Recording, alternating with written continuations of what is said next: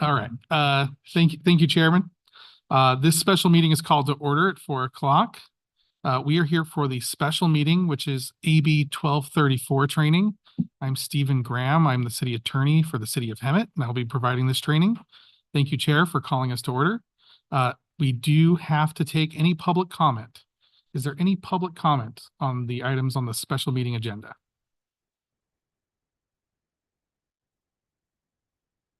I did not receive any e-comments, and I don't show anyone online requesting to speak.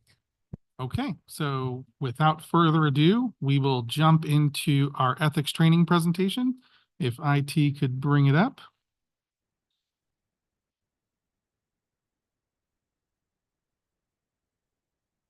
Okay. This is the mandatory AB 1234 ethics training that all public agency officials who essentially have control over public funds are required to take at least once every 2 years. If you haven't already signed in at the front, please make sure you sign in either at the break or before you leave. I can see who's here, but my memory is pretty bad. So in a couple of days, when I get around to signing all the certificates, I might miss you unless we have you signed in. So please sign in. I give this presentation a lot to outside groups like CSDA and others. So we put some information about our firm, but just so everybody knows, like I said, I'm the city attorney for a few cities here in Riverside County, as well as the Idaho Wildfire Protection District. I'm their general counsel. So you can imagine I give this presentation a lot. My entire practice focuses on municipal government advising, which a lot of these rules consist of. It's expected that your city attorney, your assistant city attorney for planning commissions, or your general counsel for a special district will know most of these rules off the top of their head to be able to give you advice in the middle of a meeting.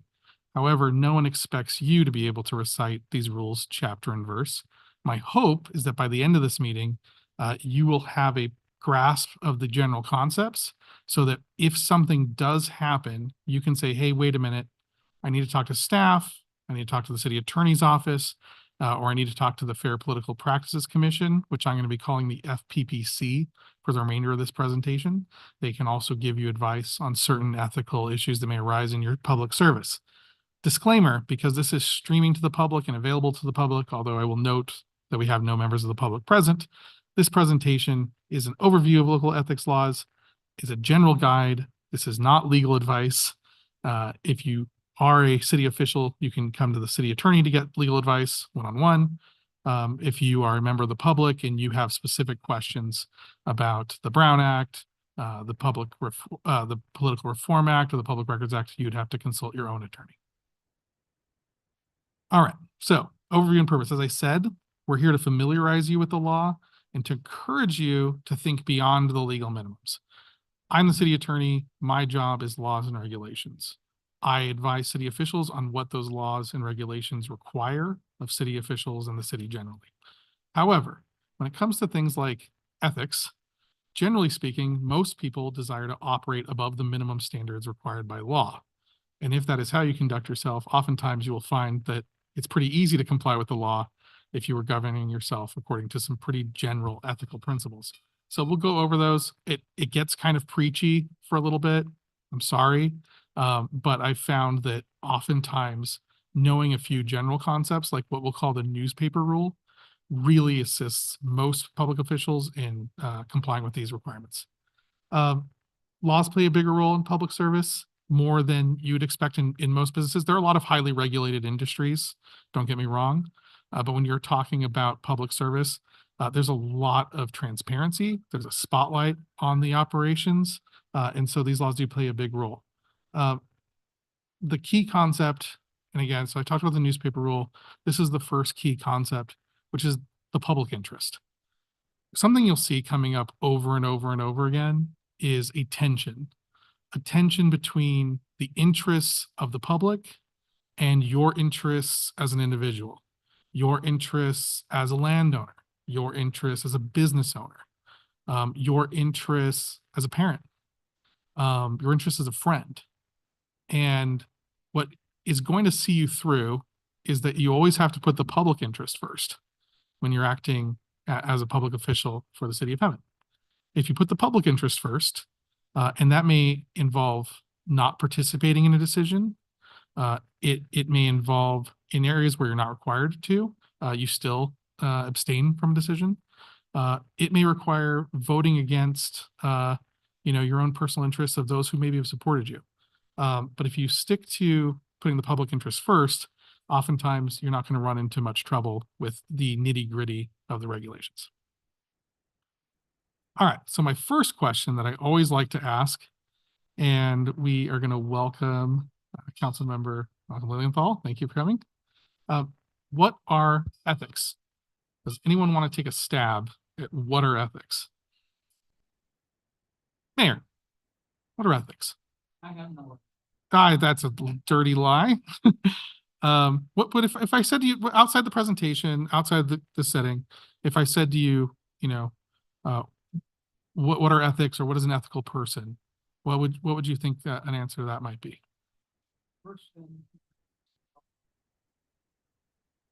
I think that's great. I think those are a couple of my buzzwords that I use on the next slide. Anyone else? Honest. Okay, that's another one of my buzzwords. I like it. Exactly right. So ethics are what we ought to do. That's how I define it, right? And if you get to my next slide, you'll see words that you guys have all just used, right? Ethics are what you ought to do. If you're an ethical person, you're behaving in a way that we would all generally agree is the correct way of behaving, or the correct way of acting in a certain circumstance. Ethics laws are what you have to do, right? If you don't follow the ethics laws, then you can be fined, you can go to jail, you can lose your office or your position or your reputation. So there is a difference between ethics and ethics laws. And I'm going to highlight that a couple times. And like I said, it does get preachy, bear with me. But when we think about what we ought to do, I put up some values that I've heard over and over and over again when I've done these presentations, or just talked to you all one-on-one, or to other public officials. And those are values of trustworthiness, loyalty, responsibility, respect, fairness. Fairness comes in a lot for the Planning Commission. I think you all have noticed that by this point, I'm sure. It can sometimes be difficult to be fair. When you have several members of the community who are maybe very upset about a potential project that you have coming before you. But you have to balance that against the rights of the applicant to develop their property in conformity with the code, right? And then lastly is compassion. So that goes the other way. That's respecting, the humanity of the people that you see before you. Sometimes I think members of the public forget that the people up on this dais are people. Like they're regular people who, this is not their job. They're volunteering to do this pretty much. But that compassion needs to go the other way too. And remember that even members of the public who maybe sometimes are very frustrated, maybe very difficult to deal with, are coming forward because this is their life. This is their community. And so we need to treat them with that compassion, with respect. Responsibility. So that was one of the core values. And I want to dive into it a little bit because we talked about the public interest. When we're talking about the public interest and we're talking about responsibility, the people who are elected to serve on the city council and the people they appoint to serve on boards and commissions, especially the Planning Commission, the city of Hemet, all 89,633 of us cannot get together to make a decision every time a decision that affects this city needs to be made. We do not live in a democracy. We don't put everything up to a vote.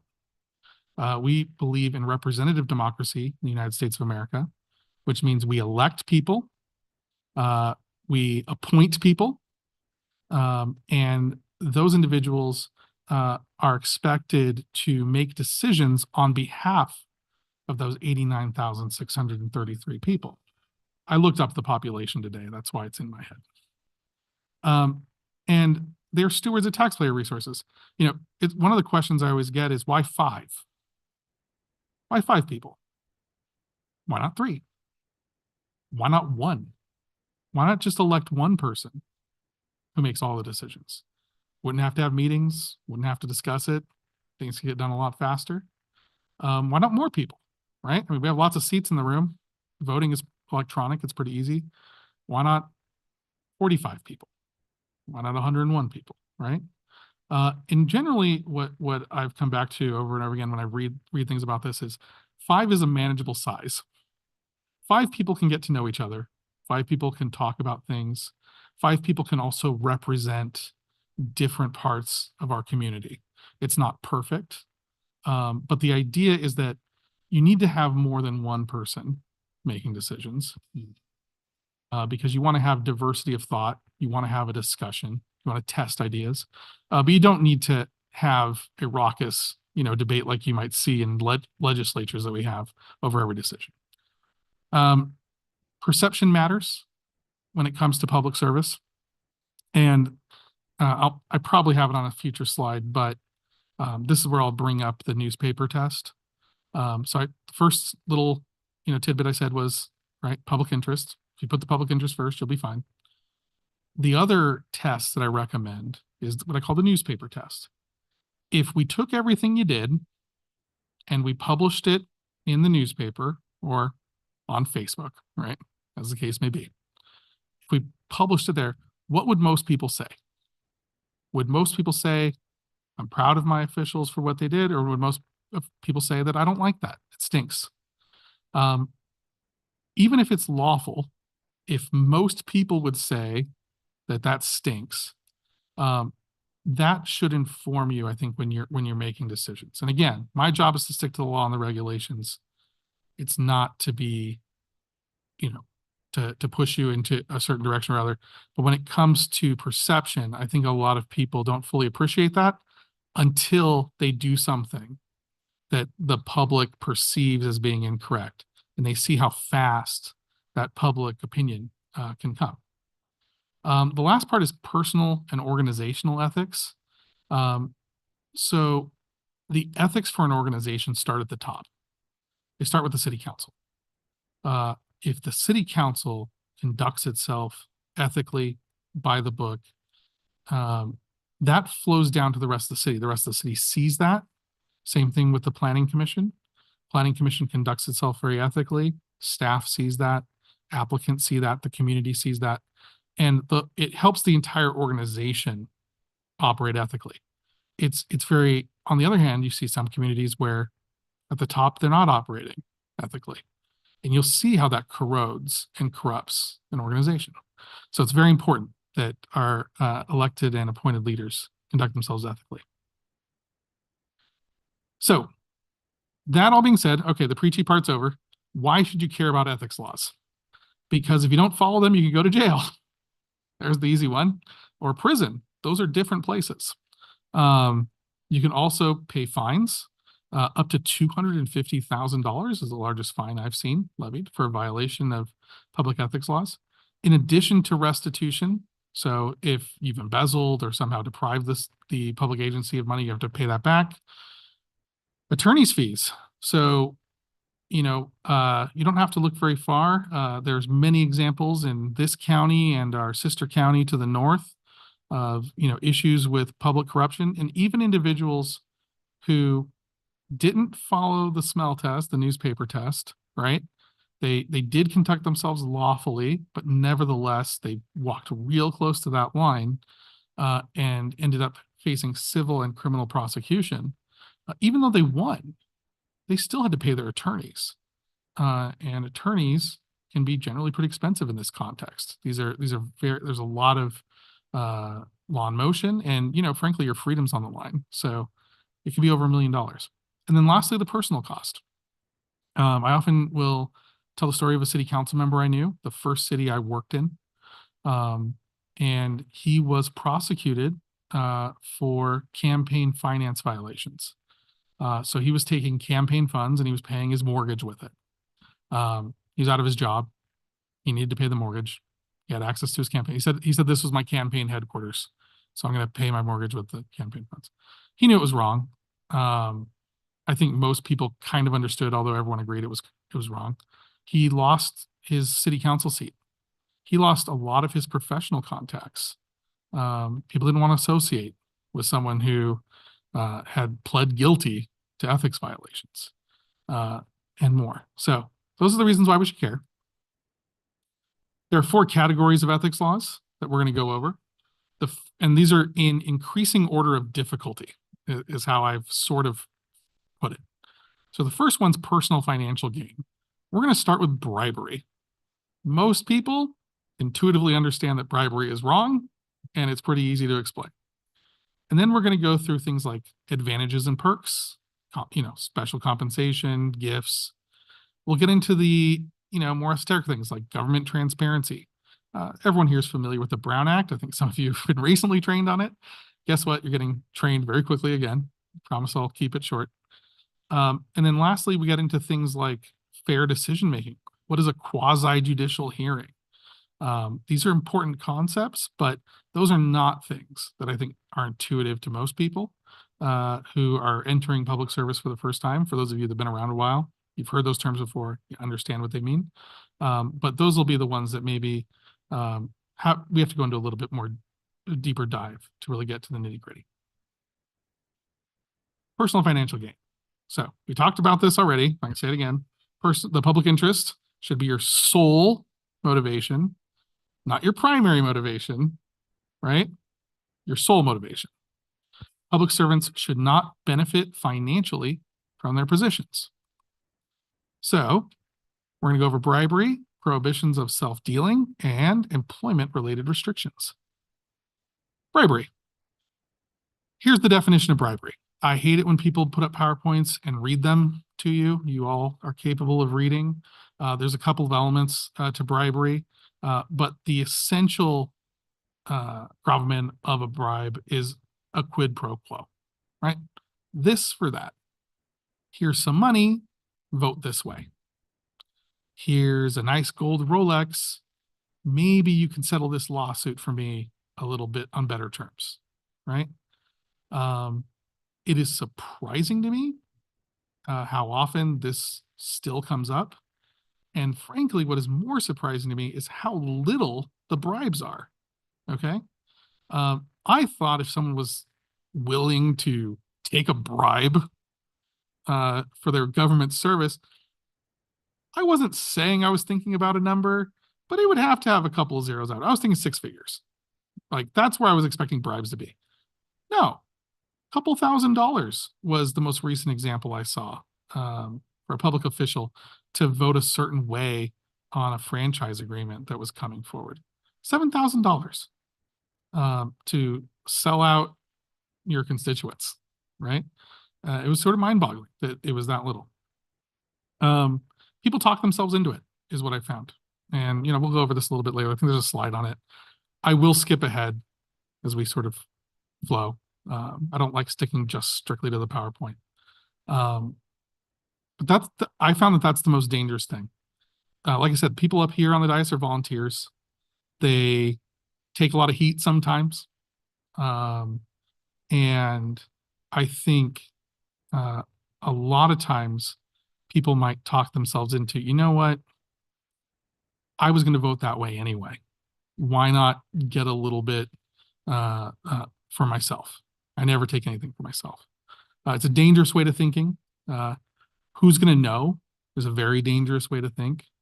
But fundamentally, the issue with bribery is that you are no longer having the public interest be your sole motivating factor. So even when, and this is a defense that comes up in these cases, I was going to vote that way anyway, or I was going to do that thing anyway, there's no way to know that, right? Because now we have dual motivations. We have the public interest motivation, and we have your financial motivation to obtain the benefit that has been offered in exchange. There's no way to separate them anymore.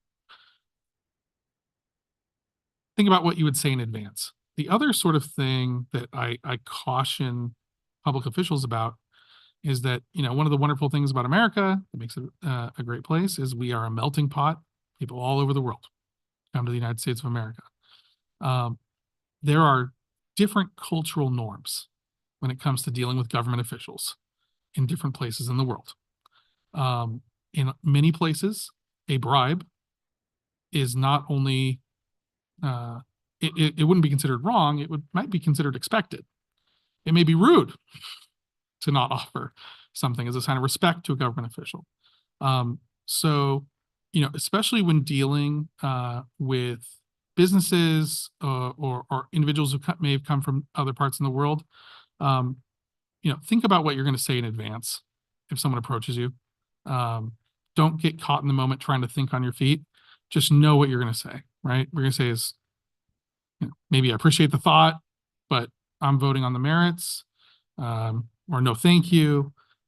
Don't leave it to the situation till you're asking yourself what you're going to say.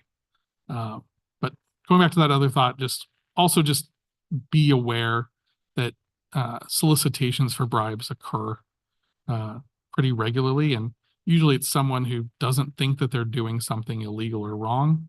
So anyway, bribery penalties. Every one of these will have the penalty page. I'm going to stop reading them after a while. This entire PowerPoint is available to all of you. We can send it to your emails so you have it and can go over it later. I don't like giving it out beforehand because you guys don't pay attention to me. You sit there and read it. I know. I've sat through PowerPoints before. Yes, sir.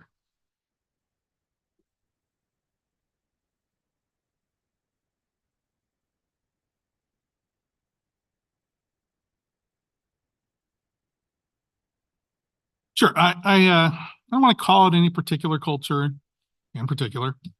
I did a lot of development work earlier on in my career on industrial warehousing in EB5 zones and other special tax advantage zones. And we did have a lot of businesses coming from Asia who were looking to do business in the United States. And so these were businessmen coming over to represent their business and then, get things done. Then they would go back. And sometimes, again, like they thought it was expected. It wasn't a briefcase of money. Sometimes it was just a very expensive gift as a sign of respect to the government officials that they were coming to meet. So sometimes we were able to manage it. So, they'd bring a gift and we'd give it to the city. So the Sister Cities room, as I call it, the Hemet Treasure Room, has a lot of things like that from cities around the globe. So we were able to manage it in certain circumstances. That was the primary. That's where I've seen it the most, sir. All right. Bribery penalties, up to 4 years in state prison, loss of office, barred from ever holding office again, fines, restitution. So that bribe you took, you might have to pay it to the agency as restitution. And then that's just the state level penalties. The feds also have rules regarding bribery, and they love it. They love nothing more than catching local public officials. So they have something called the Public Integrity Unit. You may have heard of them. They're based in Riverside for our area. And their entire job is looking for things like this to make sure that local government stays honest. No self-dealing.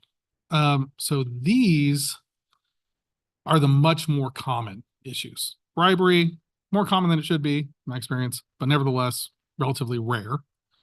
No self-dealing. These are conflicts of interest, disqualification. Doesn't mean you did anything wrong. It just means you can't participate in certain decisions, right? So Planning Commission, the one you're most likely familiar with, is your distance from your home to potential projects, right? So if you live within 500 feet, you are presumed to be disqualified. If the project is 500 to 1,000 feet from property you own, it may or may not be a conflict of interest. We'd have to do the analysis. Most people just abstain because they don't want to engage in it. If it's more than 1,000 feet, it could be a conflict of interest, but it's presumed that it's not, right? So most projects, when they're coming forward, you're going to want to look at where they are. You're going to want to think about where you live and any other property you own in the city to make a determination on whether or not there could be a conflict of interest. Now that the city has a GIS person on staff, I think one of the things that we're going to be adding is automatic conflict checks which is common in other agencies, where we'll put in your addresses and your properties that you own into the system. And anytime we have a project that comes up, it will automatically do a conflict check for you. But in the meantime, that's one of the examples that everyone's familiar with. Oh, geographic information system, I think is what it is.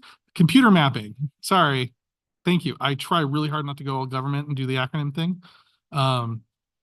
But yes, so it's one of those positions that's not super flashy, but it actually really helps cities be much more efficient. It's a person. Yes. Makes maps. It's really helpful. And then there's special rules for contracts that we'll go into. So the main rule for disqualification. Now, this is under the Political Reform Act. That's what I'm talking about here. And we could give a whole 3-hour lecture on the Political Reform Act. So again, this is the 30,000 foot. We have 2 hours to cover the entire Encyclopedia of Public Ethics Laws version. You cannot participate in a decision if your financial interests are affected by the decision. That's the short version, right? So that's under Government Code section 87-100. There used to be an 8-part test for us to follow. That was supposed to make it easy. The Fair Political Practices Commission condensed that down to a 4-part test. What they did was they took steps 1 and 2, and they mashed them into 1. They took 3 and 4, they mashed it into 2, right? So all the 8 factors are still there. They just put it into 4, and they said they made it simpler. I'm going to read you the 4-step process here. I don't expect anyone to remember this, but I want you just to sort of hear it, maybe absorb a little of it, appreciate the complexity of it, and then remember that we're going to focus on the 30,000 foot version. Step 1. Yes. Of course, it's way more fun when you interrupt me. Go for it. This absolutely converges with the Form 700s. Thank you. So we'll get to disclosure requirements later in the presentation. All of the disclosure requirements are related to these prohibitions on participating in decisions. So when they want you to list your income, when they want you to list your property, when they want you to list any businesses you own, they want to know who your employer is. All the questions they're asking you in your Form 700s relate to potential disqualifying interests. And the thought process is the best way to make sure that everyone here complies with the law is to publish all of your personal information online so that the public can keep you honest, right? So every single one of those things that's on the Form 700 will relate to one of these disqualifying public interests. So 4-step process. Step 1. Is it reasonably foreseeable that the governmental decision will have a financial effect on the public official's financial interests? Wow. All right. So that's a lot of lawyerly gobbledygook. Reasonably foreseeable being one of them. Whether it's a governmental decision or not is the next question. Does it have a financial effect? What's a financial effect? Right. And then on the public officials' financial interests. What are financial interests? So we'll talk about a couple of these, but we're going to go through the whole test. Step 2, will the reasonably foreseeable financial effect be material? Okay, so there's a whole test of materiality, whether it's an immaterial or material financial interest. Step 3, can the public official demonstrate that the material financial effect on his or her financial interest is indistinguishable from the effect on the public generally? So there are decisions that city council makes, for example, setting water rates is an easy example, okay? They pay water bills just like the rest of us, right? So when the city council sets how much water is going to cost, that could have a financial effect on them, right? But it's indistinguishable from the effect on the public generally, right? It applies to everybody. All right, number 4. If after applying the above analysis and determining that the public official has a conflict of interest, determine whether or not they have an exception, and then determine whether they can participate in making the decision. So there's a whole list of exceptions. Okay? All of this is contained within the Fair Political Practices Commission's regulations governing the Political Reform Act. It's about 200 pages long. There are numerous exceptions. When it comes to the effect on the public generally, they have a whole test for what percentage of the public, what type of interest is it. When we're talking about whether it's a material financial effect, they have a whole list of what is material financial effects and what aren't. It's not important that you all understand exactly. That's my job, people in my office's job. All right. What's important is coming back to this. Now that I've scared you with that, we come back to this, which is you can't participate in a decision if your financial interests are affected. So easy one is property. That's an important one for you guys all to remember. The other one is sources of income. So your employer, your spouse's employer, those are the big ones. Okay. Could also be sources of gifts, can also be a potential conflict of interest. Sources of campaign contributions.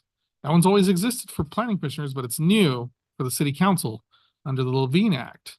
If an individual makes a campaign contribution of $250 or more, members of the planning commission, members of the city council are prohibited from voting on any contract or permit for that person or their agents.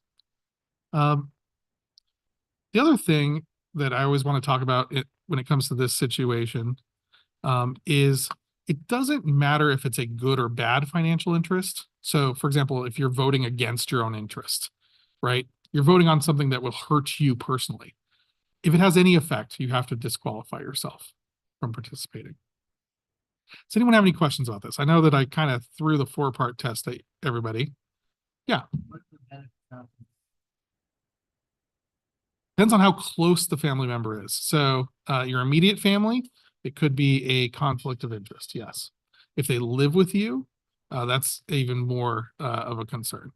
But, you know, if it's your second cousin twice removed, then no, it's probably not going to be a conflict of interest.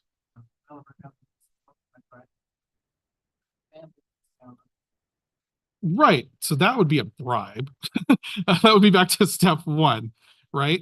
I think a bigger one might be you're on the planning commission. Your son works for an engineering firm. That engineering firm got hired, and they're one of the consultants that's working on the project. Maybe your son isn't even involved in the project, but they work there. That would be a much more typical conflict analysis that we would have to run for somebody on the planning commission. Generally speaking, I would say you probably don't have a legal conflict of interest in that circumstance unless your son is directly working on the project and may financially benefit from it. But nevertheless, it'd be something you'd want to bring up and you'd want us to analyze for you. Mayor.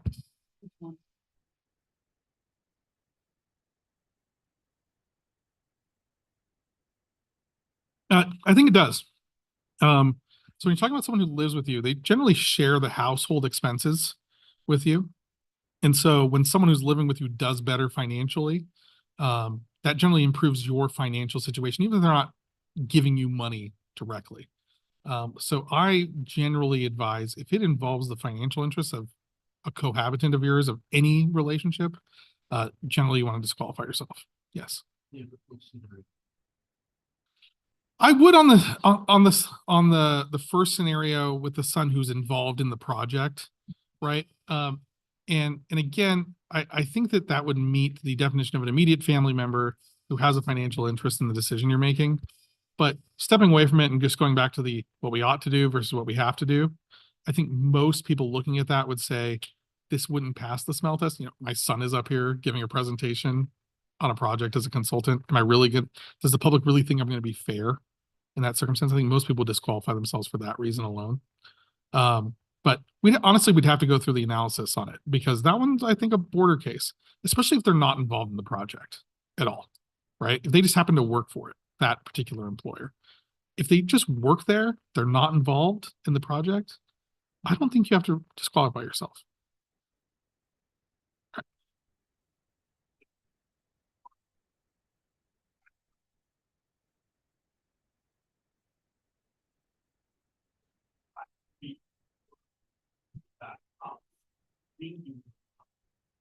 So under the Political Reform Act, it would have to impact a financial interest of yours. So you're talking about being within 500 feet of property your employer owns, right? That doesn't affect your financial interests. And you're not imputed with the financial interests of your employer, right? So I would say it's unlikely in that circumstance that you would have to disqualify yourself under the Political Reform Act test that we just talked about. However, we'll get to this later under the fair processes section. If you still feel like you can't be fair, right? Maybe it's going to be a loud, industrial project right next to the place where you work, and it's going to be annoying to you, right? Maybe you can't be fair in that circumstance. There may be other reasons that you want to abstain from participation. Yeah. Great. All right, you guys seem to want to do some case studies. Uh-oh. What happened, guys?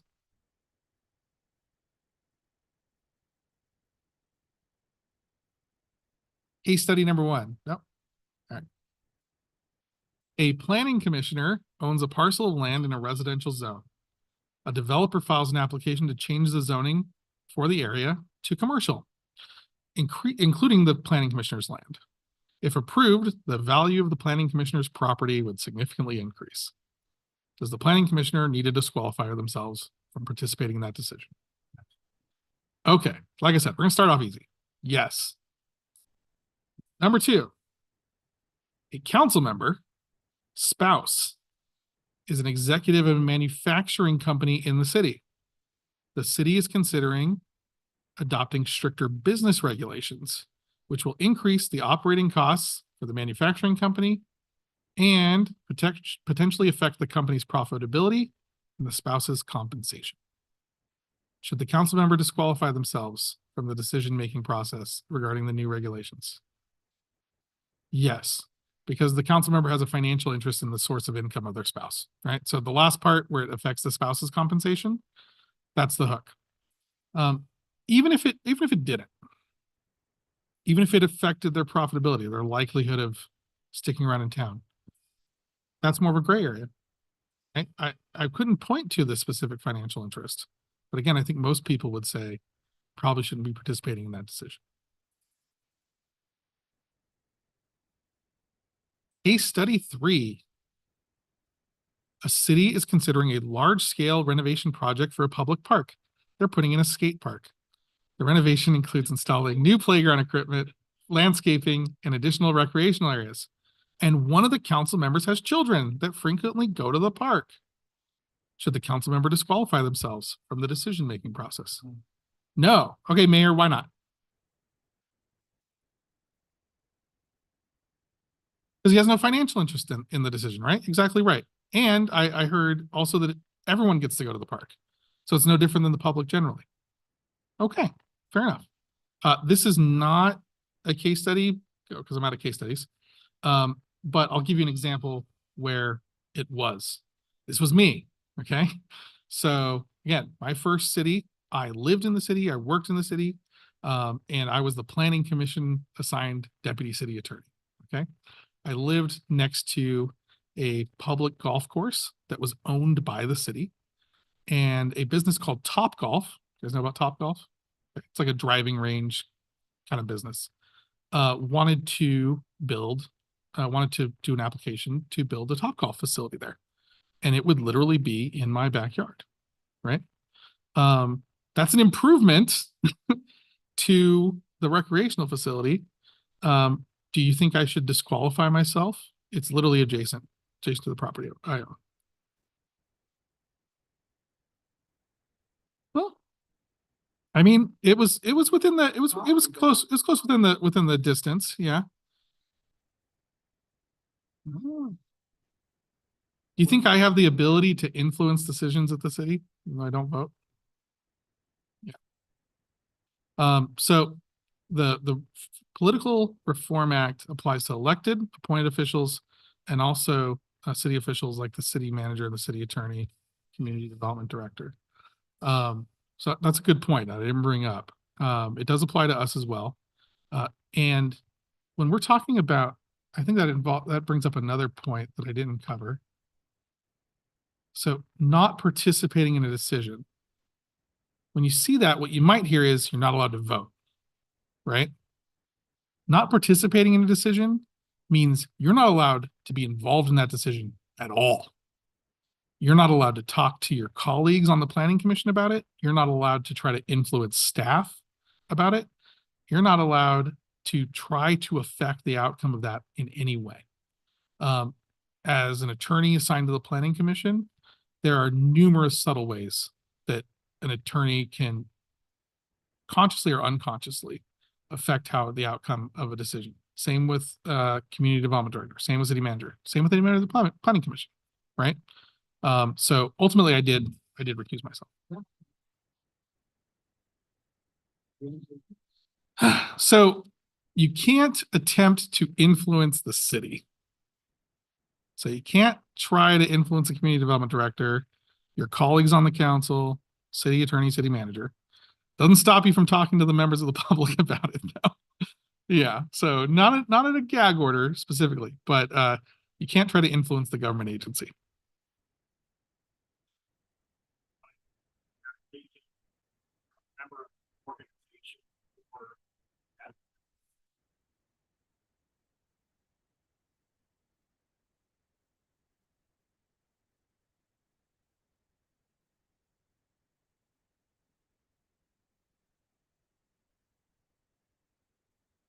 So there's special rules for being board members of nonprofits.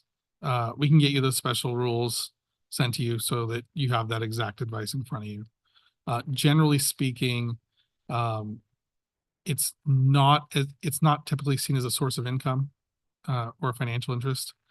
Usually what that's going to come down to is whether you can be fair or not, right? So, and that one's come up before, where we've had a religious institution, a church come forward, and someone on the council or someone on the planning commission will say, I go to that church, right? Is that a financial interest that requires disqualification? No. Do you think do you think that do you think the public would think that that person can be fair?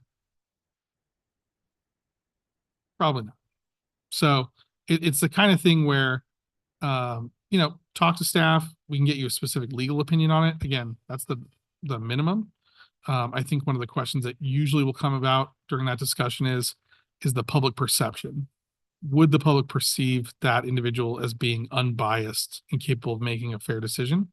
And I've seen it come up.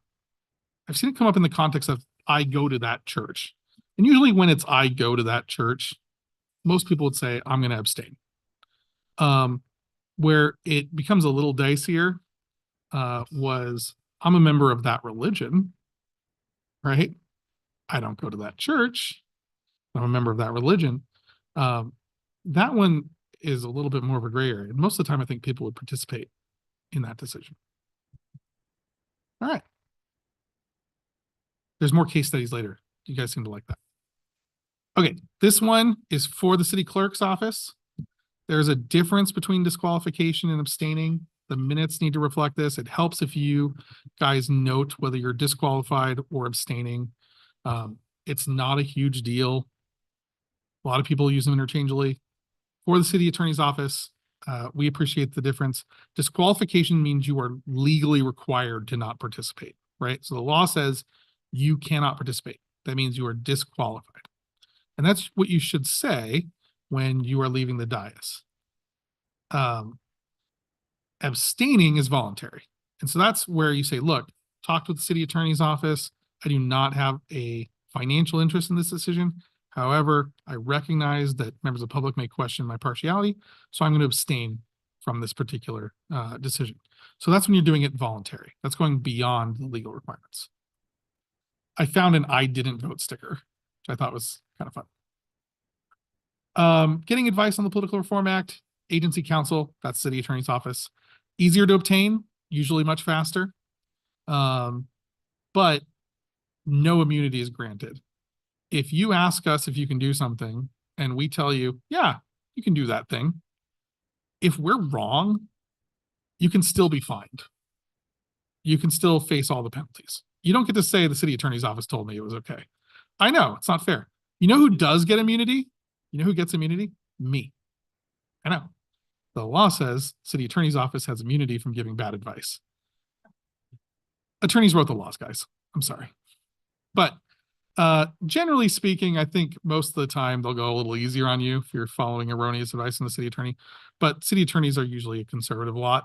So we will tell you under the current law, it's likely that you would not have a disqualifying interest. However, FPPC could see it differently. Here's how it could go. But that no immunity is something I always want to let you know. That being said, still recommend that be the first call. Okay. Second, FPPC. Give them plenty of time. Sometimes the FPPC moves quickly. Sometimes the FPPC does not move quickly. We are currently in an election year. The FPPC is currently very, very busy responding to every single FPPC complaint under the sun. And they will be for the foreseeable future. If you have a conflict question, I wouldn't anticipate it being answered this year, maybe early next year.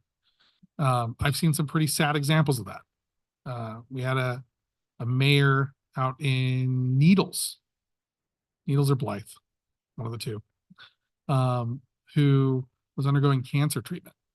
And one of the local businesses wanted to pay for the hotel stays because he was having to travel constantly, and it was starting to add up quite a lot of money. And there's a provision in the FPPC's rules regarding gift limits or what's called humanitarian assistance, right? This would generally meet that. But it took the FPPC over a year to get back to him with a clearance letter on whether he could accept that or not. And by then things had progressed. And so it was a pretty sad situation. So give yourself plenty of time when it comes to dealing with the FPPC. But the benefit, if you do what the FPPC says, you have immunity from criminal prosecution. So if you are disqualified, do not discuss or influence your staff or colleagues. We talked about that already. Do identify the nature of the conflict at the hearing. So you'll see this. I'm going to have to, I'm disqualified from participating in this decision because I own property within 500 feet of the project. I'm going to go sit in the back, right? So you have to state the nature of your conflict at the meeting, and then you get up and you leave the room while it's being discussed. Usually people come and sit here in the back, and then they get sent in when it's over. Any questions about that? Okay. Failure to step aside, the decision can be invalidated. Potentially it's a misdemeanor. Usually it's a fine, and sometimes there's attorney's fees involved, plus embarrassment. Warning, special rules for contracts. So we were just talking about the Political Reform Act, which is the FPPC's sort of domain. There's one other statute that they are empowered to regulate, and that is what's called Government Code Section 1090. These are special disqualification rules involving decisions regarding contracts. So the good news is Planning Commission, generally speaking, you don't approve contracts. So not super something that needs to be on your radar. Council members, they should be on your radar because you approve contracts pretty regularly. That being said, city staff screen contracts that come through to make sure that you're not going to have a conflict. If you are, we're going to let you know. Because oftentimes, if you would be disqualified for anything else, we are actually, as an agency, prohibited from entering into a contract. So if a city council person, a member of the legislative body, has a financial interest in a contract, the city is prohibited from entering into that contract, with a few very limited exceptions. One of those exceptions is, to give you an example, financial interest in an employer. A lot of councils might have a sheriff's deputy on the dais, right? And a lot of those same cities also contract with the sheriff's department to receive law enforcement services. There is a limited exception in Government Code Section 1091.5, I think it is, for contracts with a government agency, so long as you disqualify yourself. So the sheriff's deputy has to step down from the dais, but we can still proceed forward with the contract. Those are very limited exceptions. I think this city had maybe a member of the council who worked for Eastern. I know that members of the Planning Commission who worked for Eastern. But I know that the council, I think at one point had someone who worked for Eastern, and the city was entering into contracts with Eastern. All right. Any questions? Oh, another case study. Yay. All right. I'm going to bring this up because I can't read that. The city is in the process of upgrading its software systems, which is something we're actually doing, by the way, to improve efficiency and provide better tools for the public and staff. One of the council members is the owner of a software company, unfortunately not the case here, that specializes in public agency software solutions. How convenient. The software company submits a bid to provide software systems to the city. Could the city enter into a contract with the council member's company? No. What if they were the lowest bidder? What if they were the lowest bidder by a lot? Still no. That's right.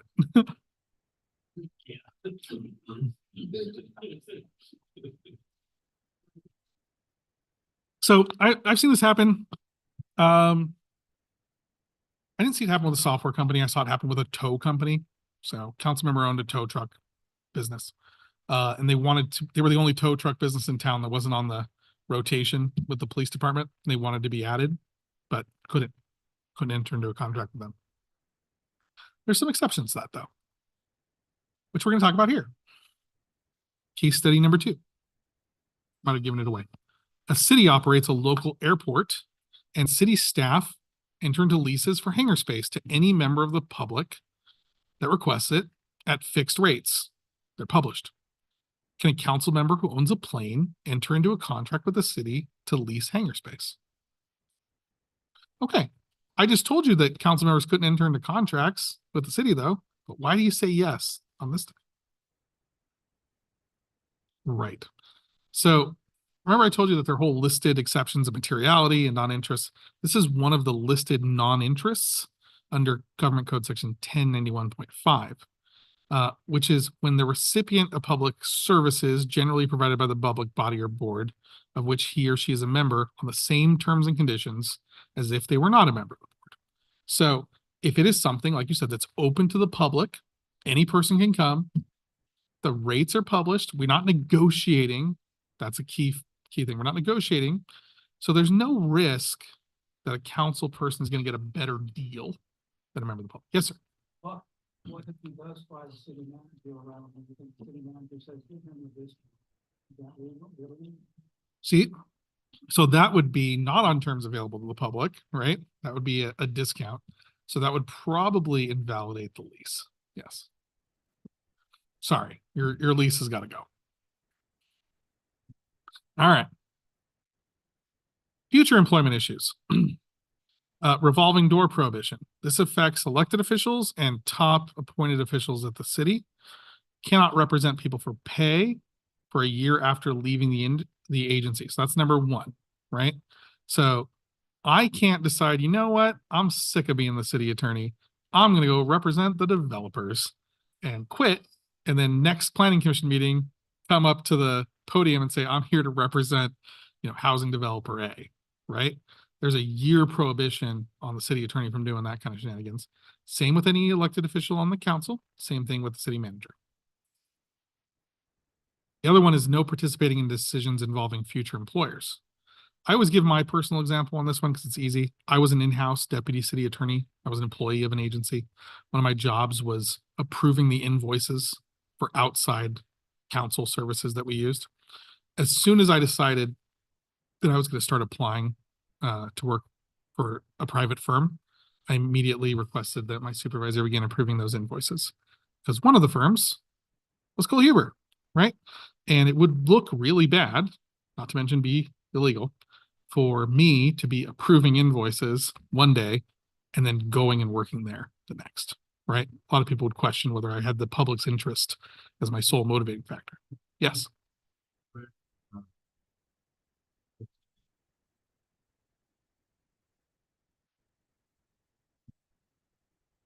That'd be so that is not representing for people for pay after leaving the agency, right? That would just be applying for a job. There would be no prohibition on that. Good luck, council member.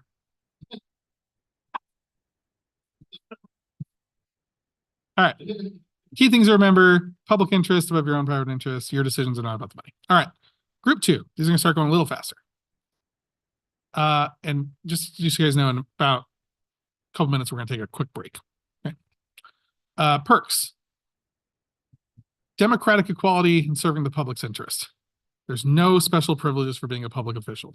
I know it's sad that I have to tell you this, but you don't get out of speeding tickets just because you're on the planning commission. We don't have a special lane that we get to drive through like a Soviet member of the Politburo. We are, once we leave this building, we are citizens like anyone else, and that's another bedrock principle of representative democracy.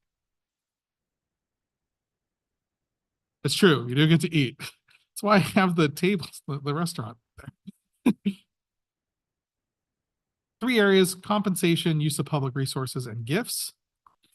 So local official compensation is limited by law. So there was actually recently a law that allowed the city council to increase their monthly stipend. It's still relatively modest compared to the amount of work they're required to do. And they're not allowed to go out and get, speaking fees on the side. So these rules don't apply to people who are like in Congress or in the Senate, you may notice. You ever wonder how someone goes in and makes $187,000 a year for 6 years, but comes out worth $5 million? Honorary and speaking fees is one way. Alas, no $1 million speaking fees for you, Mayor. You will have to stick with the statutory compensation set by the city. That one's pretty easy. Use of public resources. This one's more fun. Personal use of public resources, including staff time and agency equipment, is prohibited. Political use of public resources is especially prohibited. Okay? What are public resources? Money or anything that the public money paid for. Yes, sir. Oh. So that includes, I already said this for equipment. I mean, copier is the pretty obvious one. You can't come in and run the city copier for your own personal business. You can't use the city stamp machine to send your own mail. You can't use staff time. So our mayor is well behaved here in Hemet. I've worked for elected officials who were less well behaved. So, we'd have a mayor who would send this administrative assistant to go run personal errands for them. Go pick up my dry cleaning was the issue that I had to deal with once upon a time, right?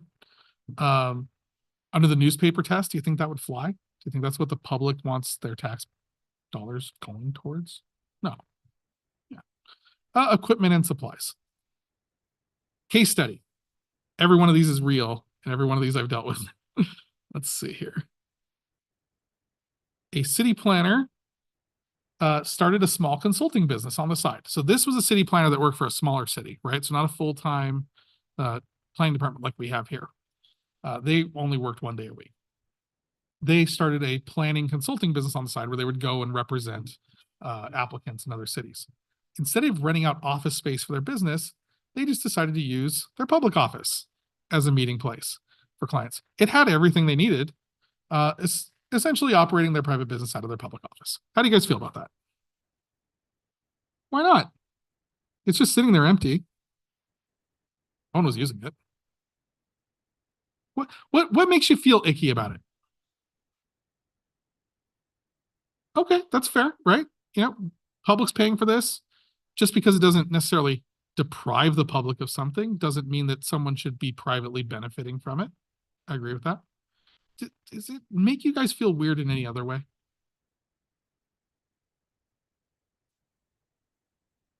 Yeah. What's conflict of interest, right? Because remember, they're taking private clients, right?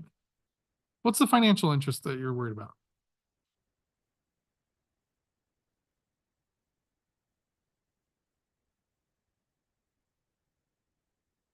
Maybe. I think there's a lot of things going on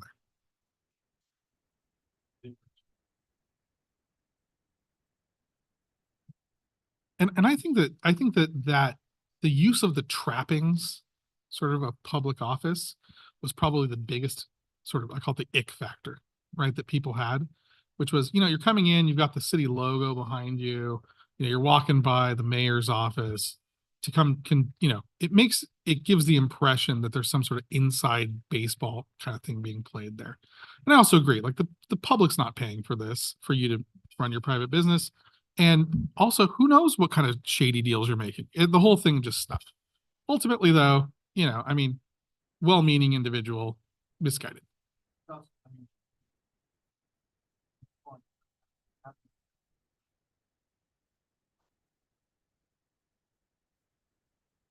I think that's a great point. Yeah, I mean, there is a value to that office, to using it, apart from, sort of the trappings of it, right? Just the actual use of it has a value. If you went on the market and tried to rent that space, you'd have had to pay money for it, right?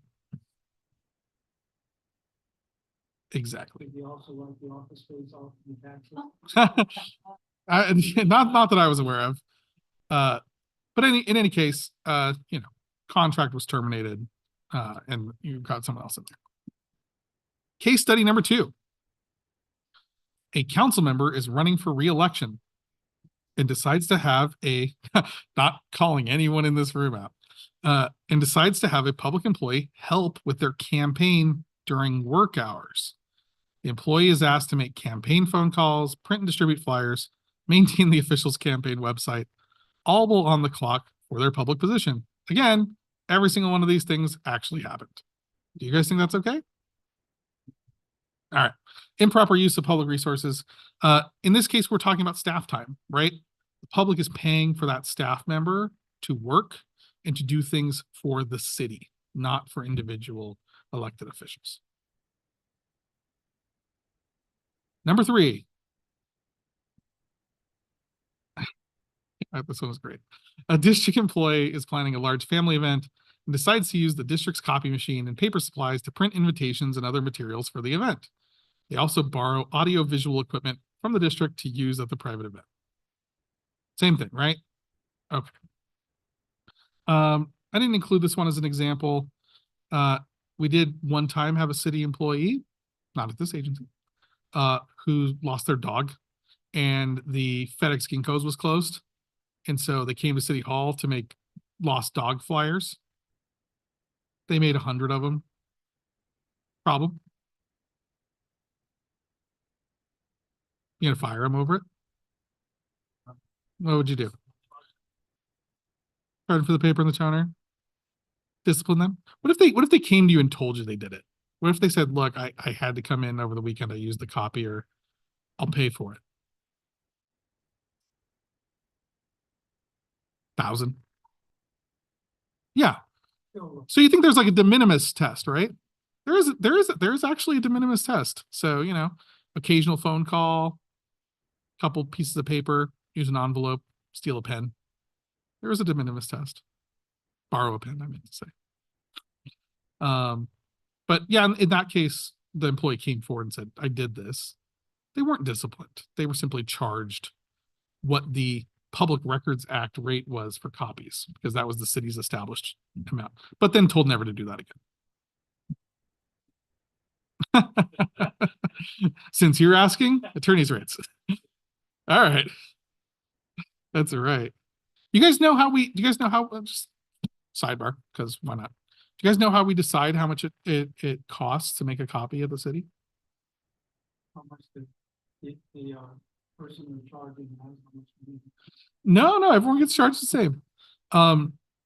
We do a full-on rate study every couple of years here at the city. And for every single thing like that, this is not the only thing, but for making a copy, it's kind of an interesting example.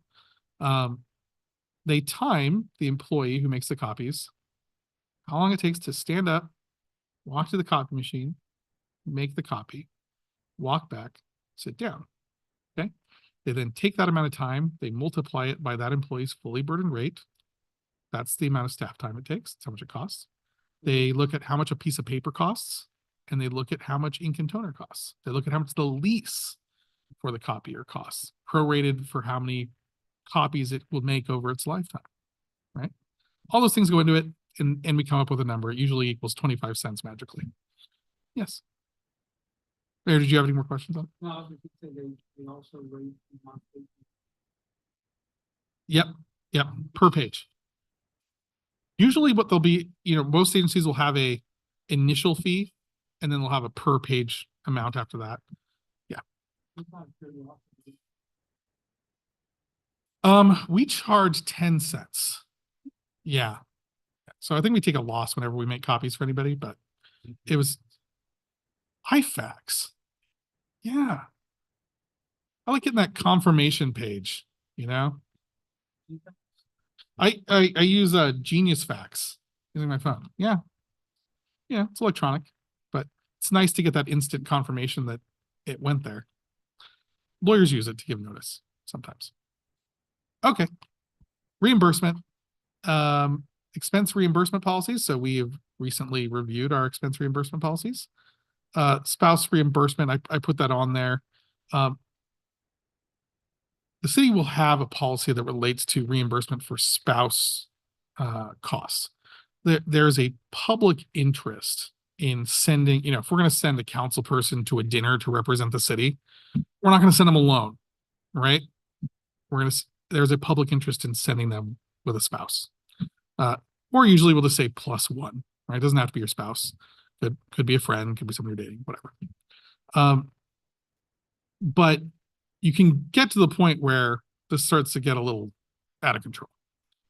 So I'm never going to use this agency as an example. I'm going to use other agencies that I've worked with. But recently had a elected official, there was a city event, and they wanted 10 tickets to the event. 10 tickets? What do you need 10 tickets for? Well, me, my spouse, my 4 children, and their +1s, right? Public, what do you think about that? 10 tickets. How do you feel about 2 tickets? You okay with 2 tickets? 2 tickets, sure. 4 tickets? No. 10 tickets? Yeah. No. Political use of public resources. So there's the obvious one, which is, like we said, the elected official telling the staff member, hey, make campaign calls for me.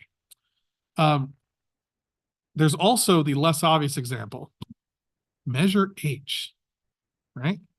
Did you guys all notice that whenever the city put something out, it looked really bland, like white paper, black ink, dry language, educational. Like, if you do this, this happens. That's it. Doesn't tell you what to do. Doesn't say vote yes or no. Doesn't try to look fancy or stylish, right? Might have a chart or two.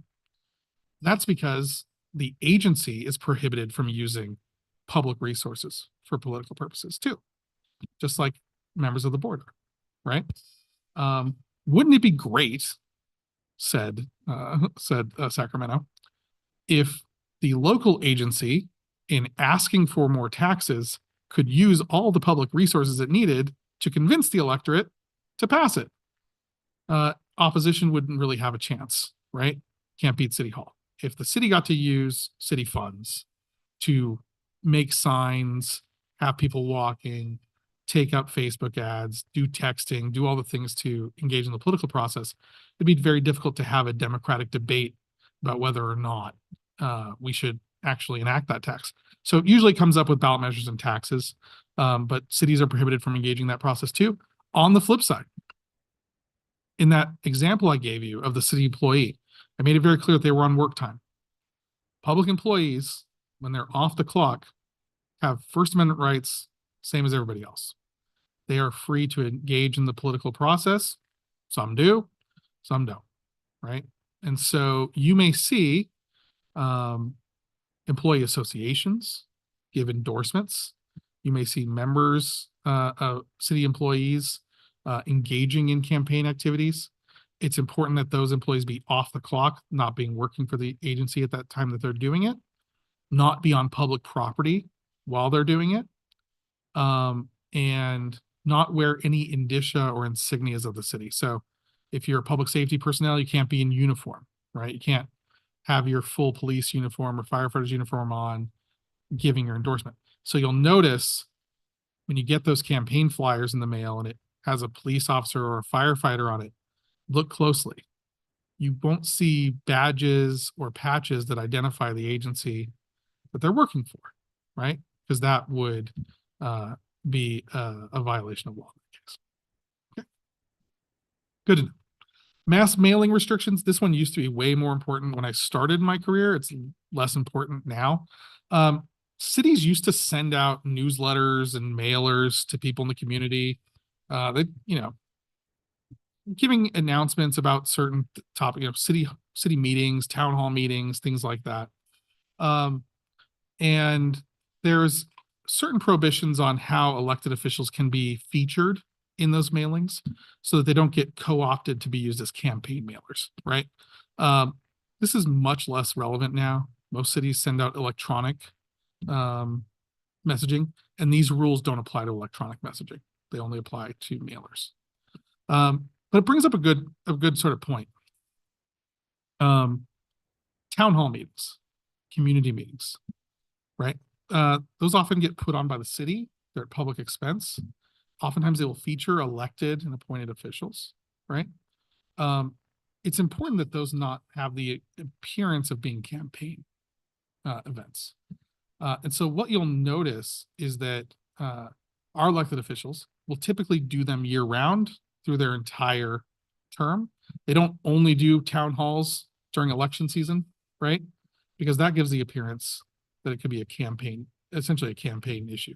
Yeah, if you're doing, use the example, Coffee with Carly, Carly Meyer did that through her entire term. She didn't only do it when she was running for re-election. And that was, to ensure that it was not viewed as a campaign activity. Consequences, you'll get the PowerPoint. You can read them up. Jail and fines. It's basically the consequences for all these. Gift rules. These have been updated. So there's a whole lot of rules about gifts. Okay. The biggest rule is if you knew the person before you became a city official, you don't need to worry about these rules so much. If you met them after you became a public official, and especially if you met them through your relationships here, you do need to be very wary of accepting gifts. Okay. $50 and over need to be reported. There's a limit of $590 in gifts per year. There's exception for certain kinds of travel and informational materials that aren't particularly relevant for our purposes. But if you go to a conference and someone gives you informational material, in theory, that may have a value. There's an exception for that. May also be disqualifying if it's a source of income for you. Gift limit penalties, $5,000 per violation. Long story short, if you have questions about gifts, let us know. Special rule. No free transportation from transportation carriers, aka railroads. This is in the California Constitution. Anyone know why? Want to guess? Yeah, what was that? So, you've been to this presentation before. So we have a railroad that goes through the city of Hemet, not currently in use, right? That railroad used to be really important. We used to be more of an agricultural society when the Constitution was written in the late 1800s. Having free or discounted access to the railroad was incredibly valuable for most people. And there was a real problem where railroads would get what they want from local and state officials by giving them discount coupons and vouchers for free rides or discounted rides or freight on the railroads. So it was so important that they literally wrote it into the Constitution. I always encourage everyone to beware the free railroad ride. We did have this happen one time. There was a steam engine that came to one of the cities that I was working in, and they were all going to take a ride. Metrolink was doing something.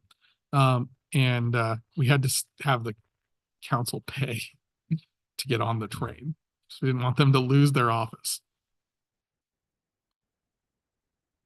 No free train rides. All right. Key things to remember. Avoid rationalization of perks and gifts. We talked about this where people sort of, it makes sense. Oh, this is what I don't get paid. This is what I get. And beware of people's innocent attempts at a nice gesture. We talked about that too when we were talking about bribes. All right. Do you guys want to take a quick break? All right. Let's take a 5-minute break. Bathroom is outside across the hall. Anyone needs to go. Sign-in sheets up front.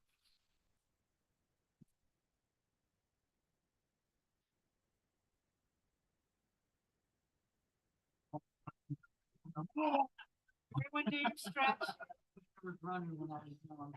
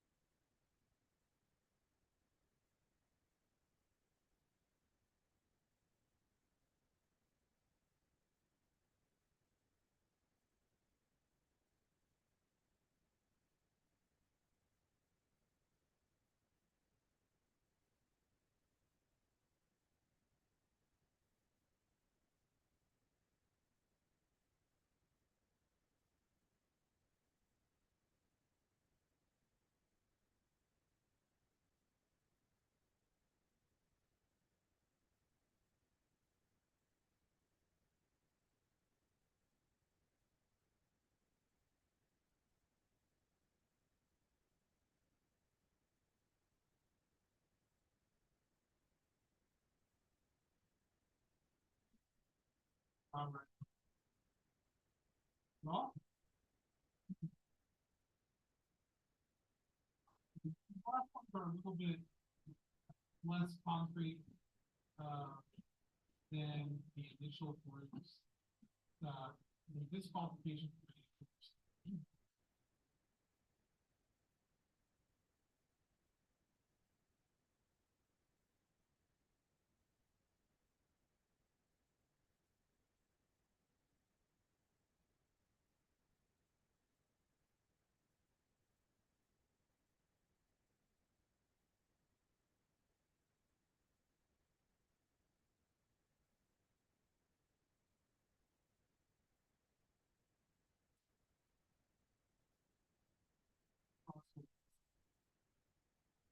So a lot of these laws, stuff, meetings, regulations, documents, well,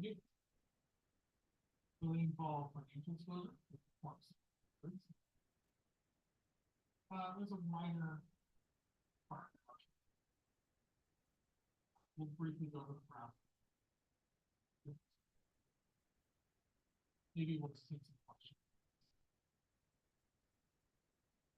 Financial disclosure, so all those rules about disqualification said wouldn't mean very much if only people private.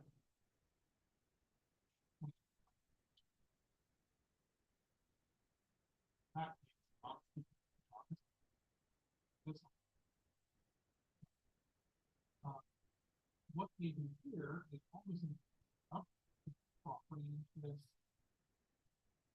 in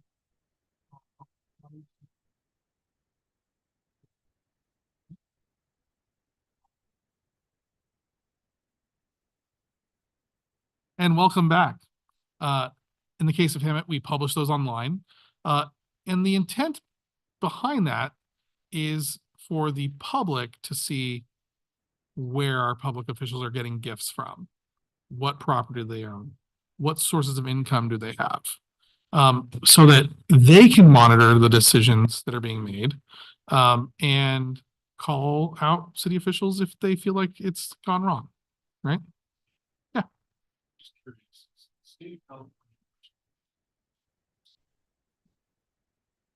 I don't think that this, I don't think that the state of, I think most, I can't believe these words are coming out of my mouth. The state of California has a pretty common sense approach to most of this. So most of the rules that the state of California has in this area are pretty standard across the board. You will find a version of the Brown Act in almost every state. Some states are a lot smaller, right, than California. So theirs may not be as developed. There may not be as many court cases interpreting it. Same on the Public Records Act side. But most states have a version of this, because most of these came about, the origins of this came around in the 50s and 60s. There was like a good governance kind of movement across the entire country. And so, you know, if you go to Texas, you go to Florida, you go to New York, they're going to have a version of these laws. They might call it the open meetings laws, the open records laws. They might call it the Freedom of Information Act at the federal level. But you'll see a version of it. I don't think that California is especially onerous in that regard. Where California does get a little different is campaign finance laws. It's been my experience. So I think California has a very highly developed, read that as complicated, campaign finance system. Whereas I think a lot of other states, maybe at the local level, it's a little bit less regulated, and a little bit less red tape. All right. So these Form 700s have to be filed when you assume office, when you leave office, and annually while you were in office. Charitable fundraising, this was a rule that was established because people were getting around the gift prohibitions. And so how this, and bribery basically, and how this worked was, oh, no, you're not going to give me any money and you're not going to write a check to my campaign. I would appreciate it, though, if you want to be a fine, upstanding member of our community, that you support this nonprofit where my wife happens to work, right? Or my significant other. So any $5,000 or more directed donation has to also be disclosed. I think that this requirement shut down that system pretty quickly. All right. The Brown Act would be our open meetings law here in the state of California. The Brown Act essentially requires that any member of a legislative body, so that is the city council or the planning commission, cannot hold meetings outside of a meeting that has been formally and publicly noticed with an agenda. The agenda serves multiple purposes. It tells people that there's going to be a meeting, where it is, how to get there, how to participate, and what's going to be discussed. So it wouldn't be super useful to simply say city council meeting Tuesday at 6, right? Because most people aren't going to come to a city council meeting unless there's something, well, except for all of us, but most people aren't going to come to a city council meeting unless there's something that is being decided that affects them. And usually something being decided that either personally impacts them or something they're upset about. Those are the two reasons that people go to city council meetings. People don't go to city council meetings because they're indifferent about something. And oftentimes they don't go to city council meetings because they support something. You go to city council meetings, you go to planning commission meetings because they're upset about something or because they have a direct interest in that decision that they want to stand up for, right? So planning commission, you're going to see applicants and people who are opposed to the project. Those are the two groups of people who come to planning commission meetings. You are not going to find people who come to planning commission meeting and say, I live down the street and I could take it or leave it, right? That person's not going to come and sit here for a couple hours to give that opinion, right? So we have to describe what we're going to discuss on the agenda with sufficient detail that people know what is going to be decided. That used to simply mean that we needed a 20-word description that a person of ordinary intelligence could read and understand what we were the general topic and decision to be discussed. Contract with so-and-so for weed abatement services. There, in the planning commission context, you guys will notice that your agendas are very technical and they have a lot of words and they reference things like CEQA. And the reason for that is there's been the area where there are lawsuits about Brown Act compliance almost always centers on the planning arena. So development projects. That's where people have money and are willing to fight over what words were used on the agenda. So one of the things that, you'll notice on our agendas is there's some general language about CEQA findings, right? Because we have to agendize what our CEQA findings are going to be. Anyway, agendas have to be posted for regular meetings 72 hours in advance. I don't know if I have any of these. I don't. They have to be posted 72 hours in advance, so most people have enough time to read them. The idea is that for a regular meeting, you're going to have a lot of business, and so you need time to review it. Our agendas at the city council level, it's not unusual to have them in the couple hundred page category. If we get one of the planning items, it might be 500 or 1,000 pages. Planning commissioners, the backup for agendas is a lot. So we actually try to publish it much sooner than 72 hours in advance to give everyone ample time to review it. One thing I'll note for planning commission items, though, is that just because it was published on the agenda does not mean that that's the first time that document has ever been publicly available. If we're talking about CEQA documents, how early are those usually available? Weeks, months before the item?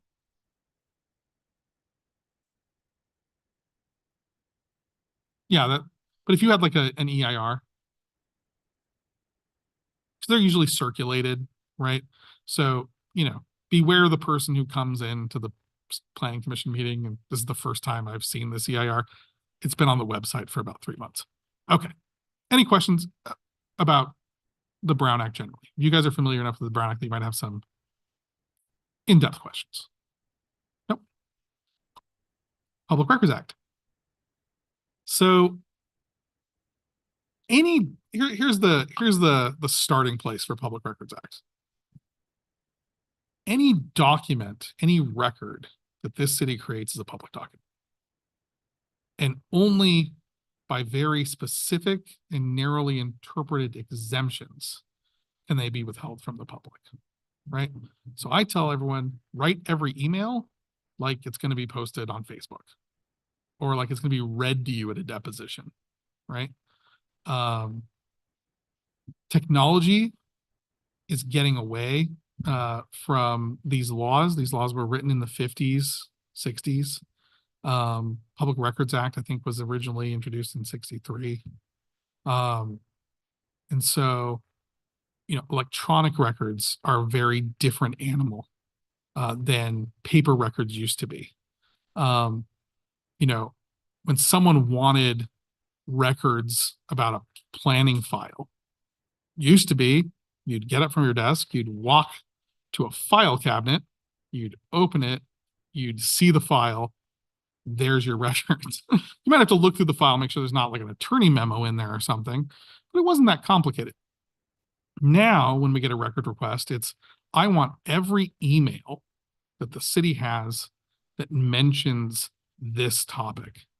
So IT will do a keyword search and we will literally get thousands of emails if it's a big enough issue, right? And those all have to be looked through. But the state doesn't pay the city to comply with that. It's been determined to be an unfunded mandate. And depending on how many people you have making these kind of requests, it can take the city clerk's office and grind it essentially to a halt.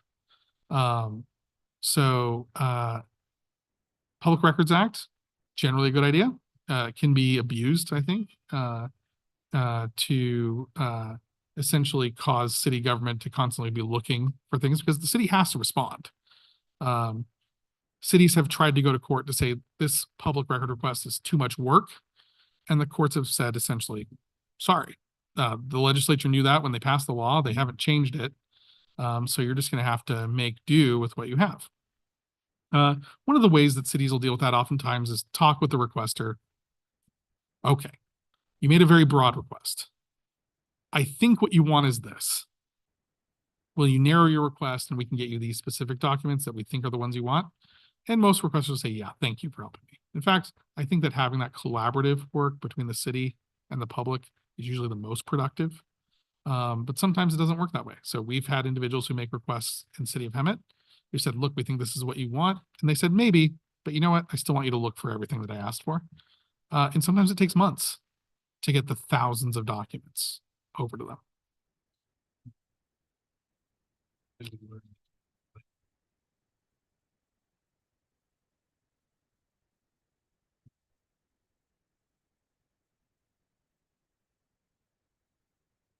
Hmm?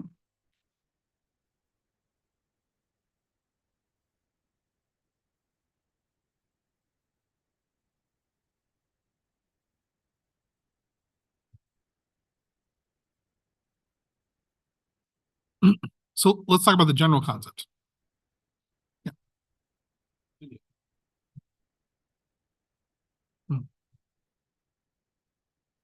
So the court, there was a court case called the City of San Jose case that involved city council members who had a planning commission item, a development project in front of them. And the council members were texting each other about the project on the dais, right? On their personal phones. And the city of San Jose fought a public records request for their text messages saying, look, those are their private phones. The city doesn't control those devices. We have no way of responding truthfully to a public record request other than asking for the voluntary cooperation of the individuals who are named, right? And the California Supreme Court recognized that this is a difficult issue. Again, it's technology based, right? Email systems on different places. But ultimately they came back to sort of first principles, which was, okay, if I had a piece of paper and I took it from that file cabinet and I put it in my desk at home. That record is now stored in my house, the most sacrosanct of private places, the place with the most constitutional protection. It didn't stop being a public record just because I took it home, right? The place where a record is stored is immaterial. It's the nature of the record. And so what you've brought up is maybe the city needs to reevaluate if we have planning commissioners who are corresponding and creating a lot of back and forth and records that may be necessary to disclose in the future. Maybe it's something that the city needs to look at so that you can have that separation there. I can tell you, I was in a similar situation once upon a time. I created a separate Gmail account is what I did in that specific circumstance. And because I didn't have an official email account with that agency, but I still needed to correspond with them about things that were arguably going to be disclosable in the future. So I created that separate Gmail account so that if it ever came up, okay, you can have at it, but you're not going to get to go through, the main Steven email address. So I think it's worth looking at, is I guess what my response would be. Because yeah, it could be a problem in the future. Right?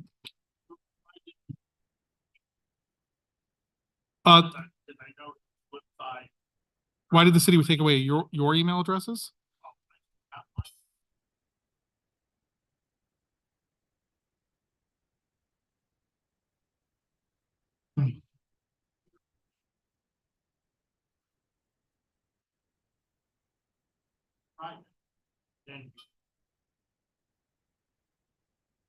Gotcha.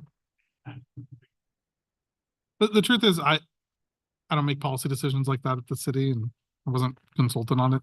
So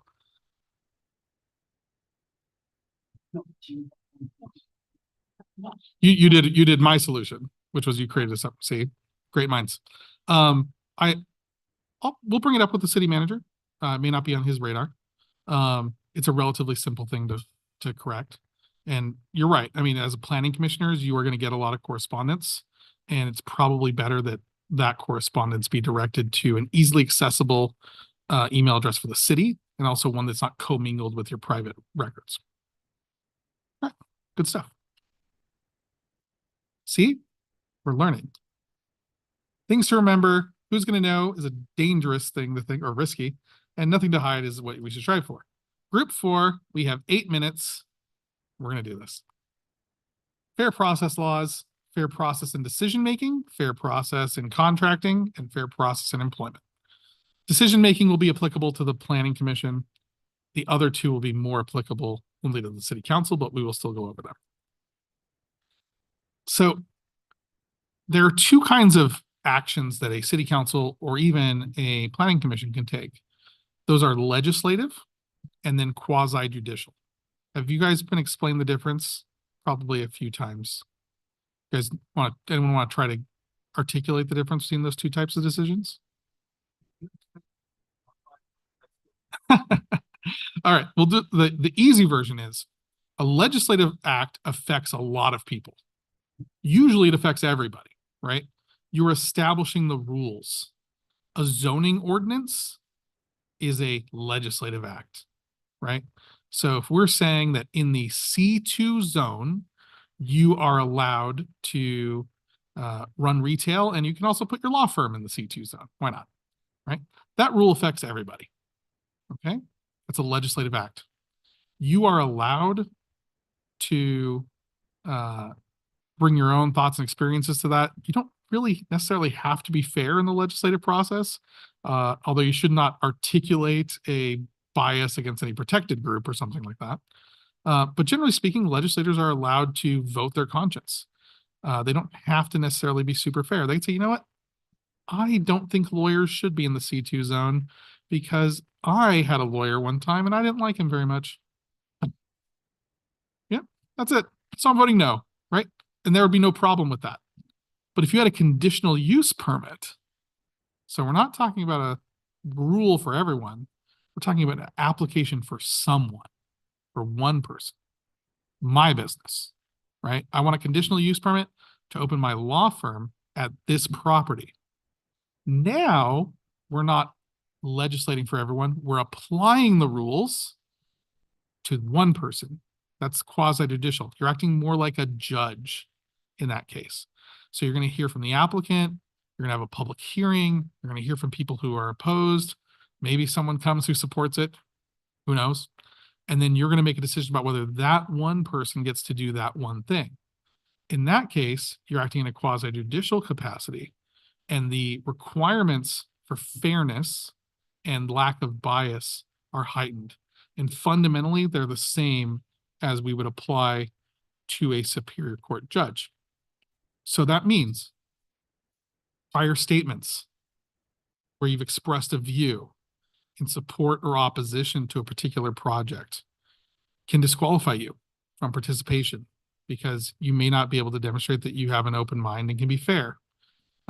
Usually it's not a big deal, but I mean, there's sometimes you'll have a project in town that's very controversial and everybody knows about it before it gets to the planning commission, certainly before it gets to the city council. And they're going to ask you, what do you think about that project? Are you going to support it? The answer is, I'm going to hear out the application at the hearing. I'm going to hear what you and other people have to say, and I want to hear what you have to say. And then we'll make a decision at the hearing. It's not, oh, heck no, I'm bringing that project down, right? Or absolutely, applicant, you have my full support, right? So that's just one of the examples of how you have to be fair. You guys have any other ideas for ways that we can ensure fairness in a quasi-judicial hearing? How was that? When you said I'm biased?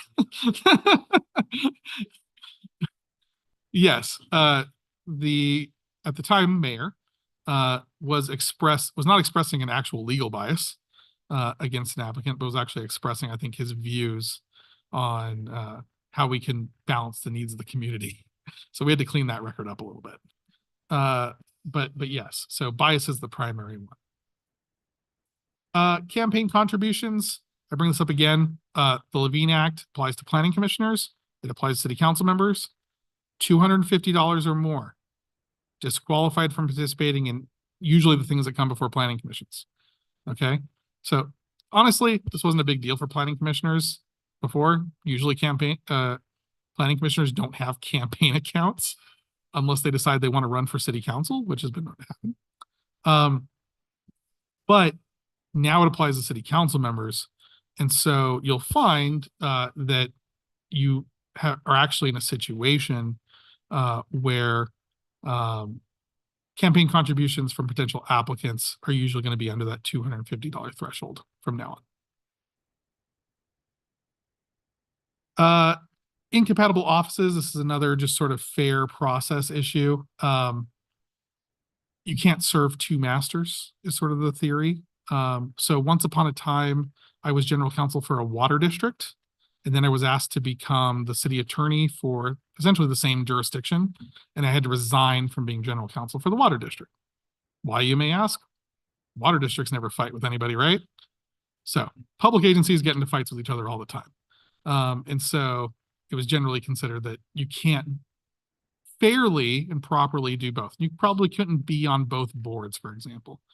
So you'll see you can't be on the school board and also be a member of the city council, for example.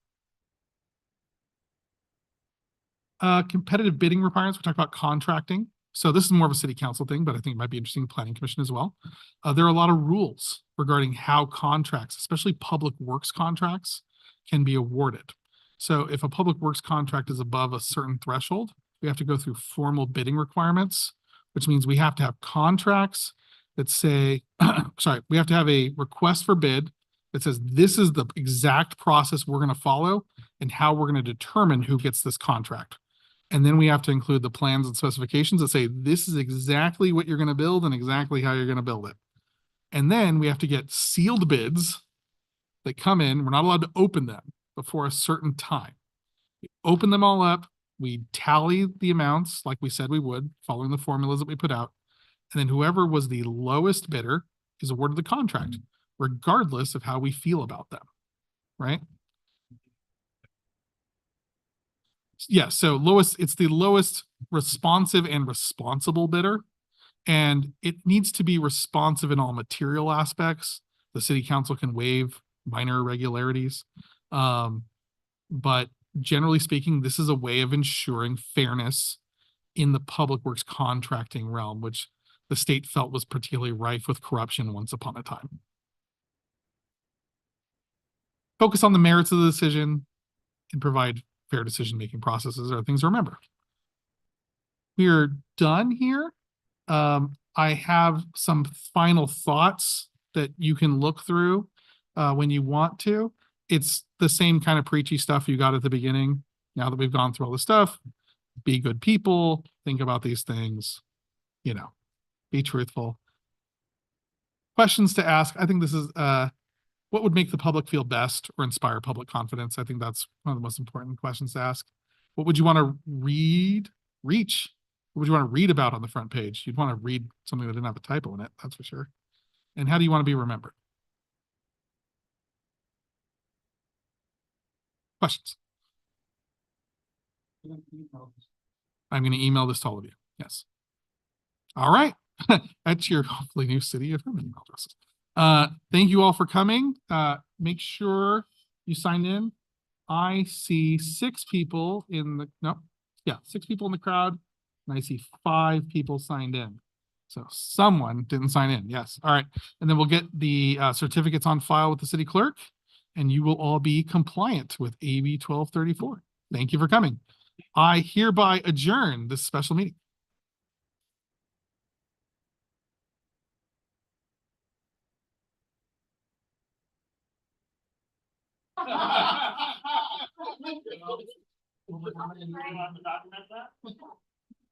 So it's per year, it's an annual requirement.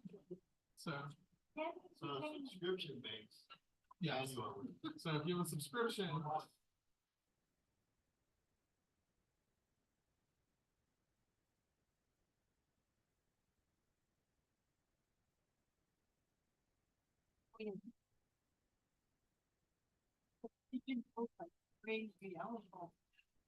I don't know.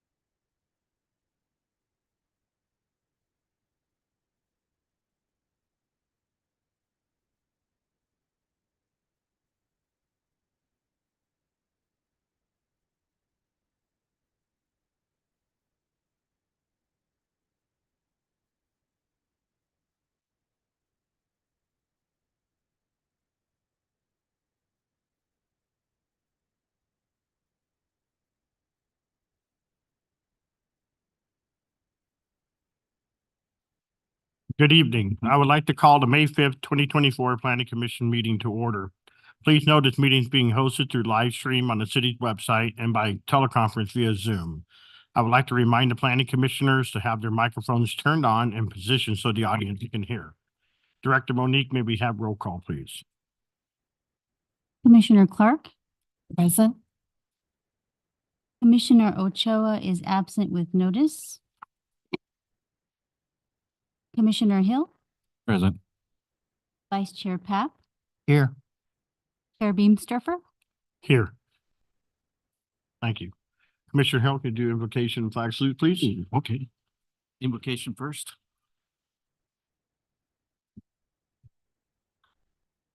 Lord, we're all here tonight at this planning commission meeting and gather in your name, and we pray that you give us the wisdom to make the best decisions possible. In your name we pray, amen. Amen. Join me in the salute. I pledge allegiance to the flag of the United States of America, and to the republic for which it stands, one nation, under God, indivisible, with liberty and justice for all.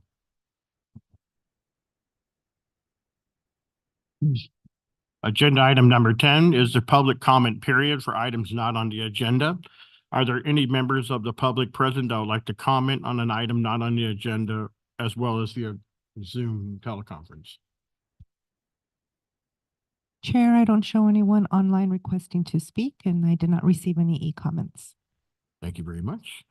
And now, agenda item 11A is the approval of the minutes from the meeting of April 16th, 2024. Does the commission have any comments or corrections?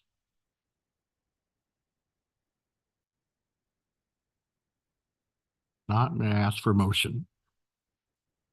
I'll move to accept the minutes of the planning commission meeting from, oh, I'm on the wrong agenda, from April 16th, 2024. I second it.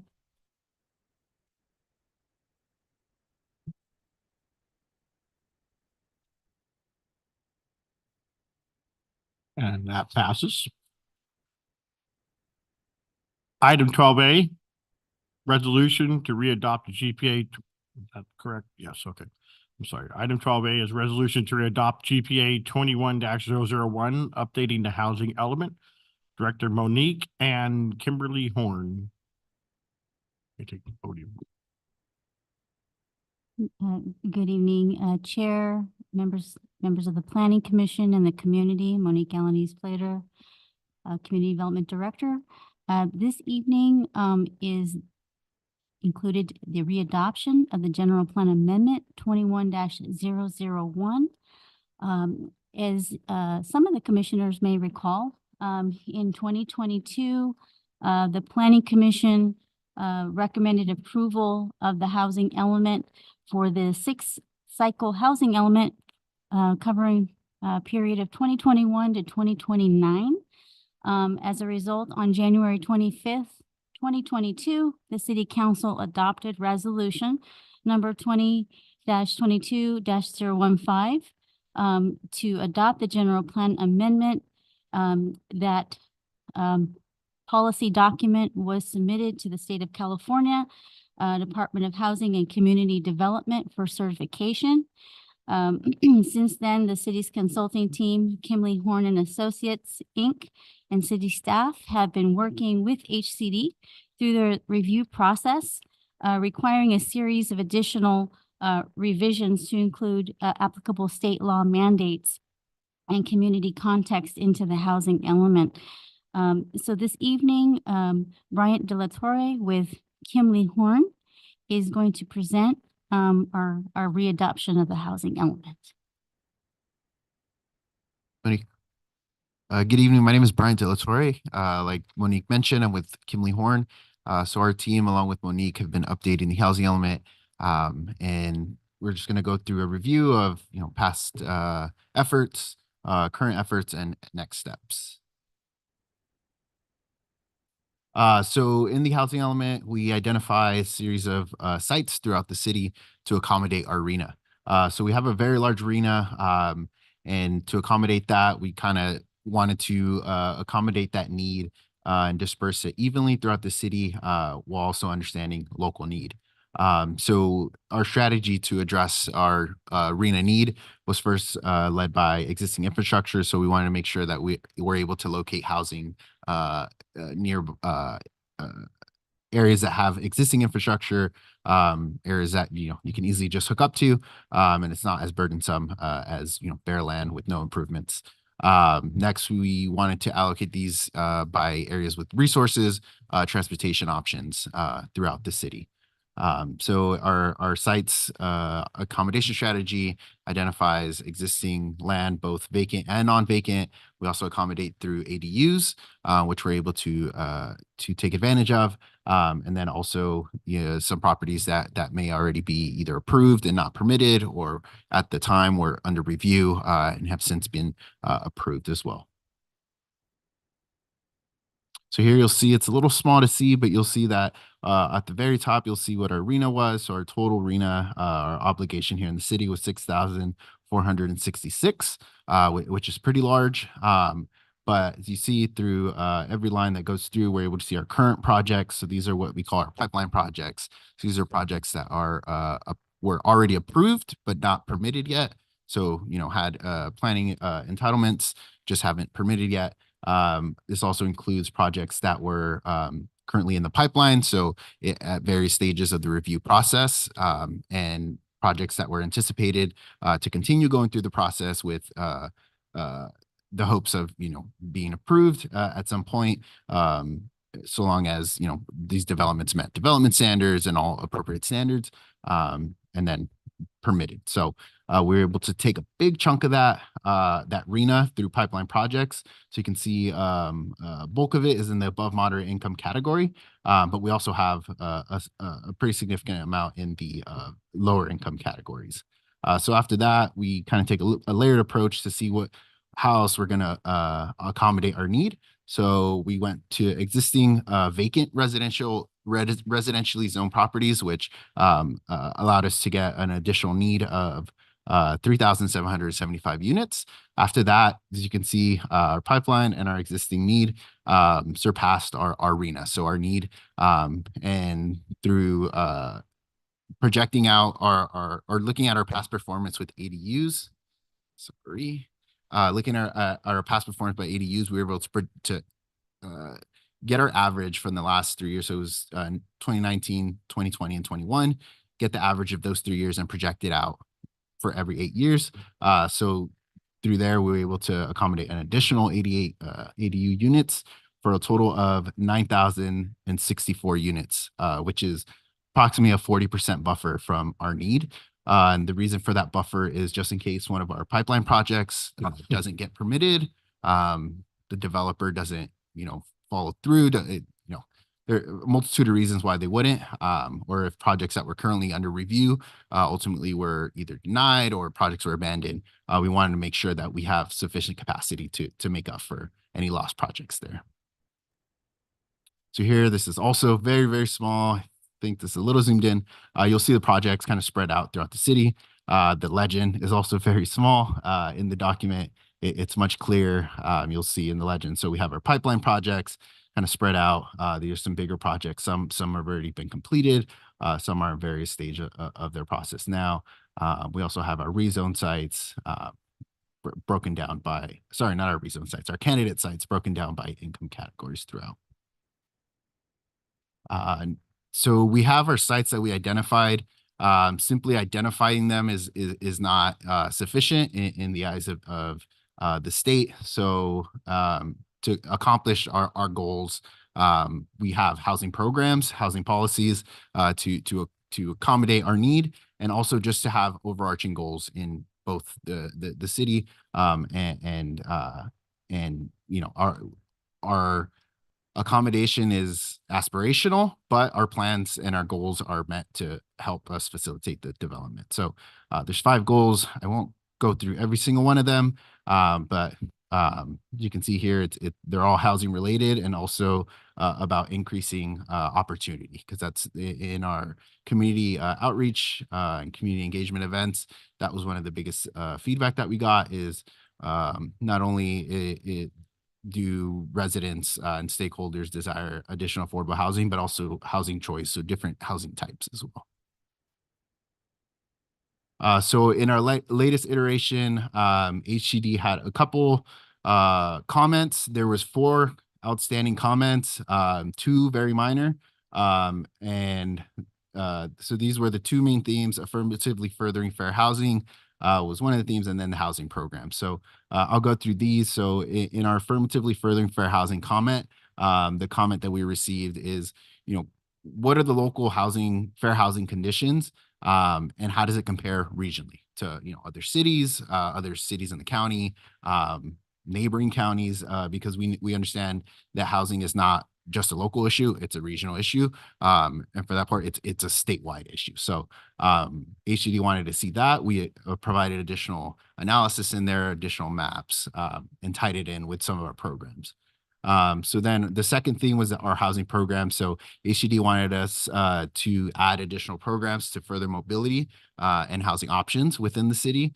So we included a handful of programs in there to contribute to that. And those are conversations with HCD going back and forth of, what's enough, because they asked us for this in the last round. We provided them with our approach. They said, that's fine. And then we submitted and we got the comment again. So it's really a back and forth process with them.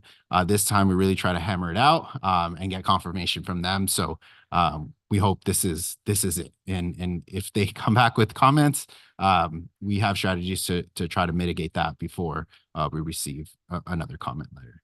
And that last program, which is another item on the agenda tonight, is the zoning for emergency shelters. So this is just a statewide requirement to update emergency shelter regulations and development standards. So it's there. Now we have next steps. So about a little over a week ago, the updated public review draft was posted for public review. It's on the city's website. It's available. We didn't receive any public comment. And 7 days after the public review draft was published, we submitted officially to HCD, so California Department of Housing and Community Development, on the 30th. So our expected due date for them to have a response for us is June 28th, I believe. Yes, June 28th. At that midpoint of that review, we typically reach out, ask HCD, hey, do you have any questions? Is there anything we can clarify? Can you give us some preliminary comments? And that's at the point where if there is anything outstanding, they'll let us know and we'll have sufficient time to address any of those last comments. So you can see on the very last bullet is at that point, so by June 28th, that's when they have to send us a letter. We expect a substantial compliance letter. So what a substantial compliance letter says is you've met all statute, your housing element is compliant. All you have to do is readopt it and send it back to the state. They review that what you readopted is exactly what they reviewed, and you'll receive your certification letter. I forgot to mention, so we're here tonight, then we'll be in front of City Council in 2 weeks. All right, so community participation was a big part of this effort. So in 2021, 2022, and beginning of 2023, had various community engagement events. We have appendix, I believe it's appendix E or G, that documents all the community engagement efforts in there. So we've posted these draft documents. They've been available for public review throughout the whole process. We continue to accept any public comments that we receive is always considered, no matter where in the process we're at. And all of it's available on the city's website there. So this is the time, if we have any questions, we can field those questions now. And then we can, address that now. Thank you. Thank you for your presentation. Any questions for staff or for the representative from Kimberly Home? Yeah.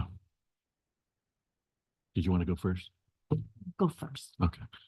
I'm sorry, I didn't get your name. Bryant Dillatore. Bryant Correct. Dillatore. Thank you. Good presentation, by the way. Thank you. I've been looking for that table for a long time with the projections in it. Can you go back to that table? Yeah, of course.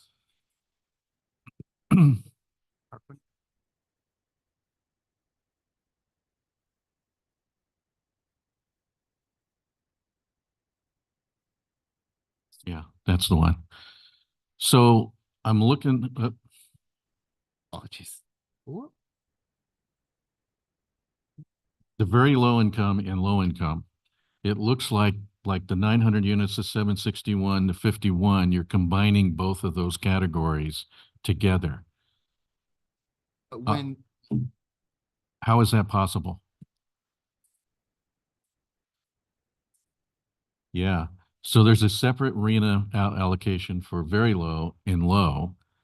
How are you able to combine the numbers? correct. So in this table, this is just to summarize it in the document itself. We break it down.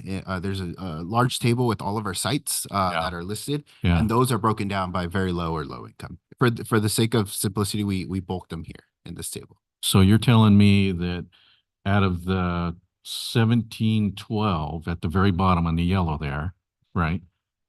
That there's enough to meet the 812 and the 732 individually. Correct. When broken down, yes, correct. Okay. All For right, for good. each category. All right. Okay, now let's go down to where it says existing vacant residential zone properties, that row. It's kind of in the middle, right? And you got 761, 1350. What did you mean by existing? I understand vacant residential zoned, projected, but what do you, how are you taking the existing? Can you explain that a little further? Yeah, so those are properties that are whose existing zoning currently allows residential.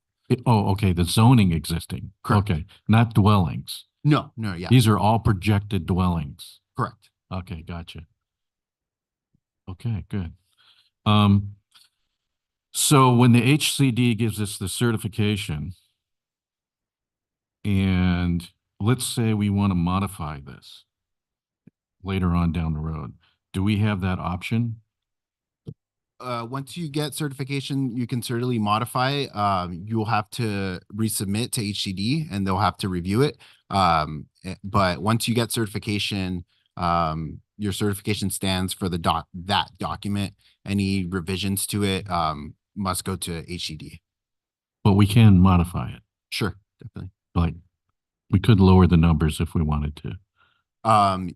Yes, you could, but So- again, you'll have to resubmit to HCD for Right. recertification.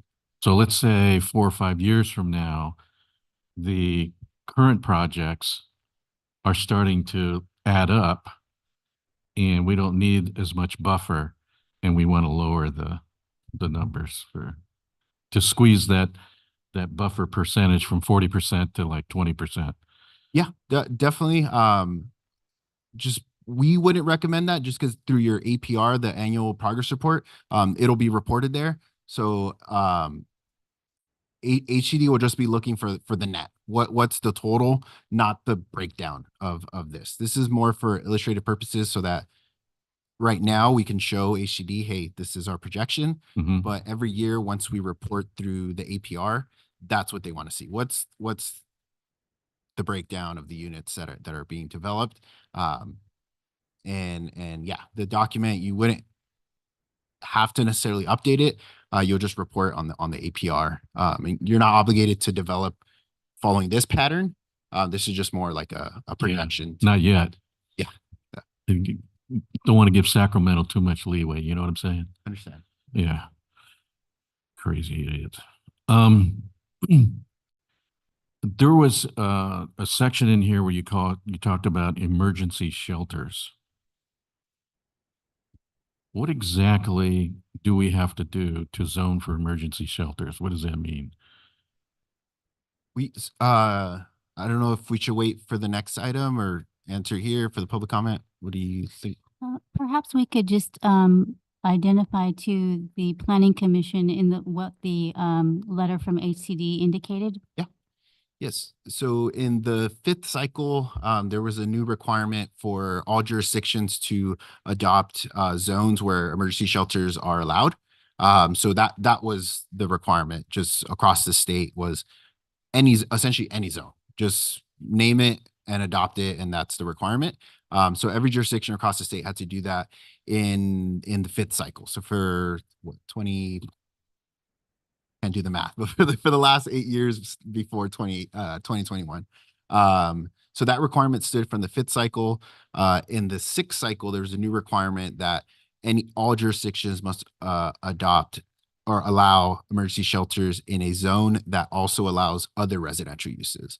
So the intent was, or the context behind that was, there's jurisdictions that were allowing emergency shelter in the jurisdiction, but they were allowing them in industrial areas. So it was, way out with no services and whatnot. So the intent of this new legislation from the state was to require jurisdictions to adopt requirements that allow emergency shelters in areas that allow other residential uses, just so they're not sectioned off. So that was a requirement that carried on to 6th. And the city did not adopt any requirement for emergency shelters. So currently, there's no, at least in the municipal code, there's no area that allows emergency shelters currently. So that needed to be updated up to statute. So is that identified on the plot map that we received? So in the housing policy document for this housing element update, there is a implementation action item Mhm. that would require the city to adopt a zoning ordinance permitting emergency shelter by right in a zone. Where that is will be further determined this evening and at a separate public hearing. Okay. All right, thank you, sir. My question has to do with the interest rates, the building. What happens if we have another problem like we did back in 2007? I know you've got a buffer. My sources in the construction field is really bleak. And the interest rates don't help. They don't help for the first-time home buyer program, all of that. So what if at the end of this cycle here, we haven't met it because it's just not there? Yeah, that's a difficult one to answer. We've seen this issue, across the country. Rising interest rates, rising construction costs, labor costs, everything. So we haven't gotten word from the state, what they're going to do. For some jurisdictions, they're beginning the 7th cycle already. So I think in that round, we'll see. There has to be an adjustment. I'm not sure. There's a lot of housing there. And not only is there the costs, you also have insurances that aren't covering. That's another component that I'm understanding from the construction end of can't get any home coverage. And if you're building in a high fire zone or a flood zone, this is just all really huge obstacles for these folks, let alone whether we're a developer or first-time home buyer. I'm more on the first-time home buyer side. I really want to see that kind of option because the American dream is just way out there. So I'm wondering if the city isn't looking at the fact that we really, really potentially could be lacking in meeting our numbers if something like this happens. That's my comment, I guess. Well, I don't know, maybe perhaps you could go through the calculus of how you did the projection. I don't know how else to answer that. Let's see. So HCD's projection, so the arena at that very top, that comes from the state, goes down to local council of government, and that's broken down there. As for our projections, we projected that out. We projected that based off of, just net acreage and then existing zoning. So just kind of netting it out. It's what's possible. Correct. Gotcha.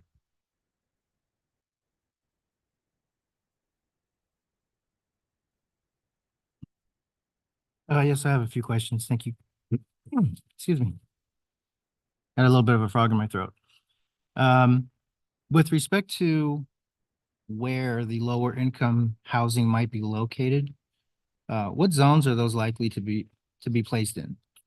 In our projection, we took a more of a mixed income approach, so kind of included, all tranches of incomes within individual sites. But ultimately the private market will determine that. It doesn't necessarily have to be in one zone or one area. It's really going to be, applicants who come in. Okay, the reason I'm asking is, I know my peers here and the staff here knows that I'm a practicing planner and I'm also going through trying to get a housing element certified. So I'm very familiar with all of this and I understand all of the background and the difficult work that goes into creating a document like this.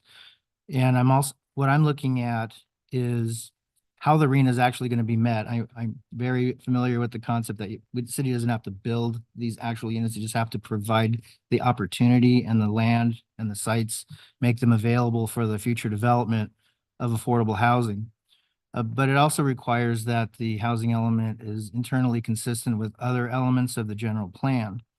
So generally speaking, HCD is looking for higher density for the lower income categories, which would be the high density and very high density residential. I did notice on the land use map that it looked like there were 2 general areas for very high density residential zoning. Excuse me. I'm curious if you happen to have a general plan land use map that you might be able to. Not in this presentation, unfortunately. Okay. Would I be correct in stating, maybe for you or for staff, that the 2 general areas for very high density residential would be located along the east side of State Street between Chambers and Thornton, and on the east side of Gilbert Street between Johnston and Stetson? Would that be a correct assessment? We'd have to take a look at the general plan identifies, one of the action items or, in the policy revisions that was noted by HCD is that any of the zones, within the R3 zoning, which is our high density residential, those are up to 30 dwelling units per acre. There was some inconsistencies in the general plan. The general plan may have had a lower land use density, may have had a medium density residential. So that'll be a cleanup item that we'll be bringing back to commission and council to ensure that our high density residential is consistent with the actual zone of R3. Okay. In terms of the general plan land use categories for high density residential and very high density residential, does the high density residential go up to 30 units per acre and very high density exceeds 30 and up to 45 units per acre? Is that correct? I believe that's correct. Okay, I thought so. Those are what HCD refers to as default densities. Correct. So that automatically considers them to be affordable units. I was just curious if the lower income units are kind of designated for the high density and very high density residential zones. Yes, that's typically our first approach is utilizing default density. Reason I bring this up is under the AFFH section, there are several criteria that are used to cite very high density residential. And some of these things are proximity to services, maybe a transit stop, grocery stores, parks, libraries, learning institutions, things of that nature. I did notice on the land use map, the general plan land use map, that there are a lot of mixed use designations surrounding those types of areas. I'm curious if any of the consideration for lower income units would be in the mixed use areas and what kinds of densities are allowed in the mixed use general plan designation and zoning categories. Yeah, so the utilizing the mixed use was one of the strategies that we took early in the process. HCD came back with asking us to provide past performance of lower income housing in mixed use developments. Due to the lack of quote unquote past performance, we took a different approach. So I'm not sure what the exact densities are for mixed use zones, but that was, one of the strategies that we considered early in the process and ultimately pivoted. Okay, thank you. I sent some comments to staff earlier today, and I took a critical look. It's not the housing element. This is from the land use element. It's a table in the land use element, and I errantly stated to staff I found it in the housing element, so I apologize for that confusion. It's actually in the land use element. There's some discussions regarding development capacity, residential development capacity in mixed use zones. I think this table might require some updating. I think it's a little inaccurate in that there are policies and descriptions in the land use element that talk about the mixed use zones. And specifically, it talks about the percentage of the land available in each one of those mixed use areas that would be dedicated for residential purposes. So for example, the mixed use area 1 along Florida Avenue, the residential component of that land use area would be 10 to 15% residential. Then there's an acreage listed in here of 430 acres. What I don't know is does that 430 acres constitute the 10 to 15% of the multi-use area for mixed use 1 Florida? Or is that the entirety of the area for mixed use 1 Florida? Because I think if you calculate this out across, it makes a big difference in terms of the net density. So the reason I'm bringing this all up is I'll try to summarize. So again, this is from the land use element. So under the mixed use categories, I did a calculation of the net density for the number of residential units that could be accommodated in those zones. And all of them come in at less than 3 units per acre, with the exception of the downtown mixed use zone, which came in at 7.83 units per acre. That seems kind of low for multifamily, or especially for affordable housing. So I would just like for this process as we go through to take a critical look at how the housing element relates to the land use element and make sure that we have consistencies going through those documents. Nothing about your work. You did fine work. I just wanted to bring that up for the record. Also, I know this goes into the next item, but there is also in the land use table, this is table 2.3, regarding development capacities. It discusses commercial and office uses, and there are no residential capacities listed in this table.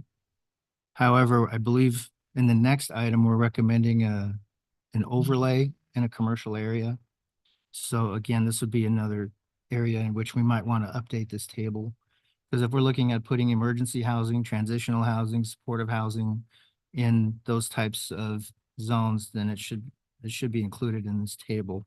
Again, I'm not disparaging your work, sir. I think you did a fine job and your presentation was excellent. I just wanted to bring those up because internal consistency is imperative in these documents. Then I noticed one typo that I found funny. It's in figure 3.3-7.2, which is intended for bus stops. But there's a typo that referred to it as a bus stop. So if we can just We'll make sure we update that before readoption. yeah, use editor and check for find and replace on that. And that's all I have. Thank you.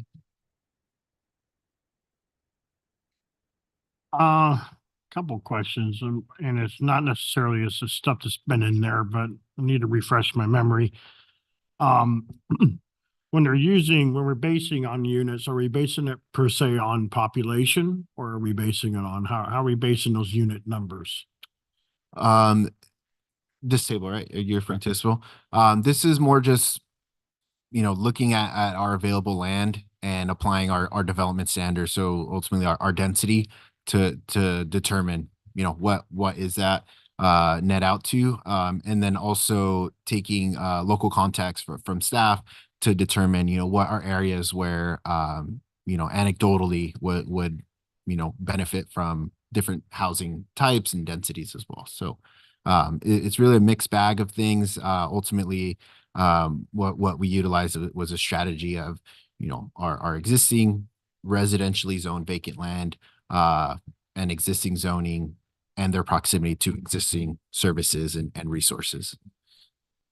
So not necessarily population. Not necessarily. Okay, because I noticed in the population, it says the Hemet was at 91,900 in 2020 on the report. But then, like our city attorney just mentioned now from his what he pulled up, it's 89,633 4 years later. And so that our numbers are lower than what we're saying on paperwork. So I just wanted to make sure that it wasn't a conflict of units. If we're giving the Sacramento too much to chew on, we don't want to do that.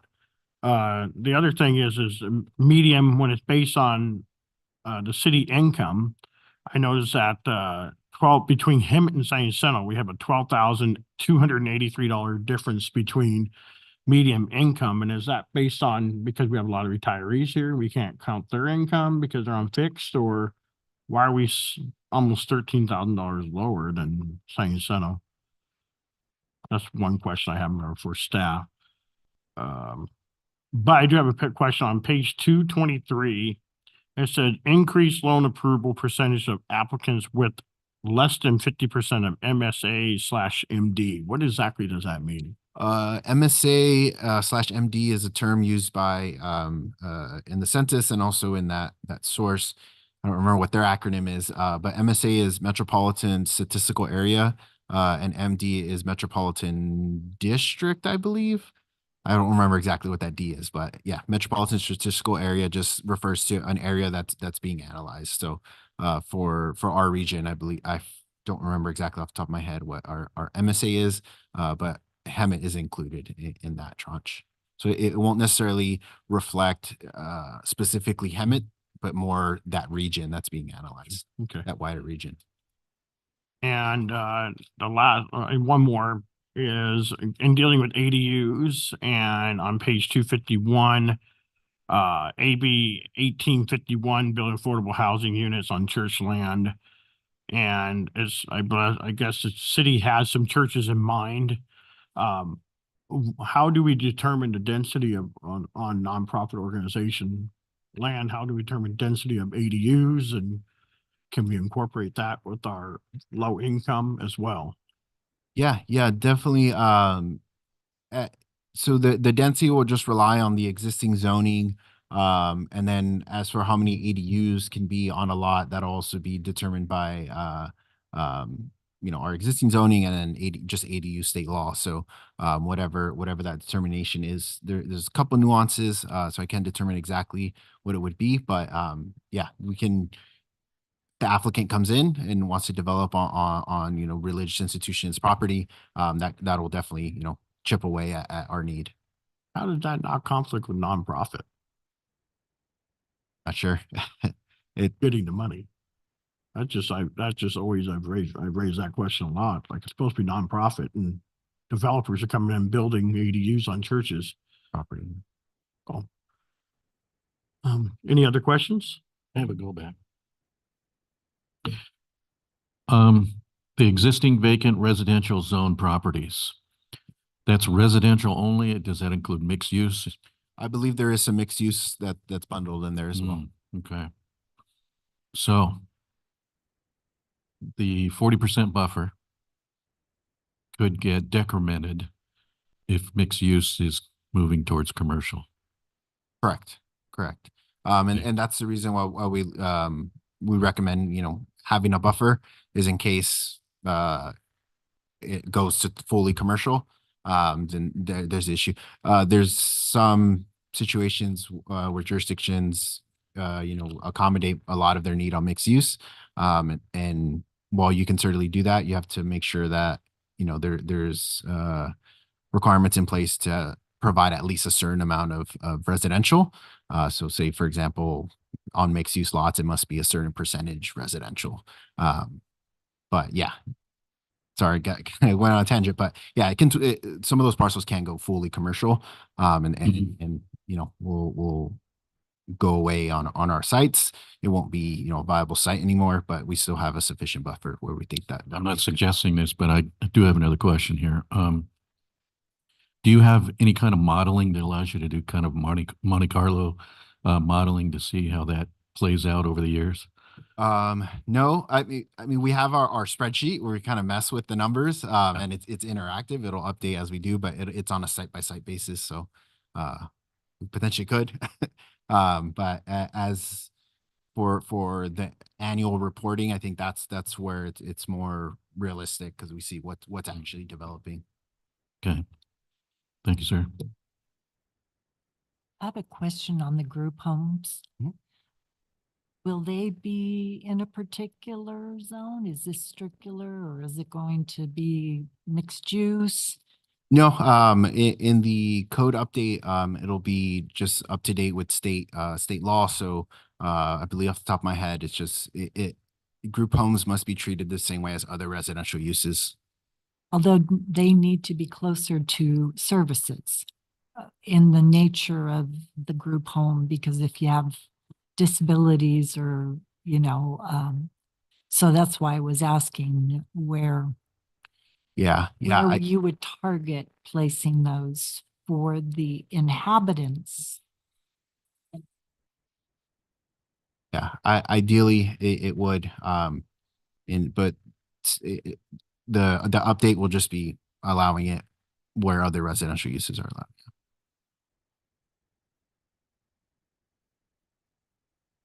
And one final one actually for you or the staff, the sixth cycle, I read on page 13, I might have misread it, but was it due October 15th of 2021?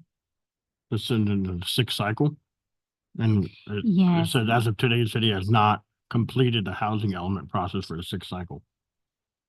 So That is correct. We're not certified. We're still going through the process of certification. Yes.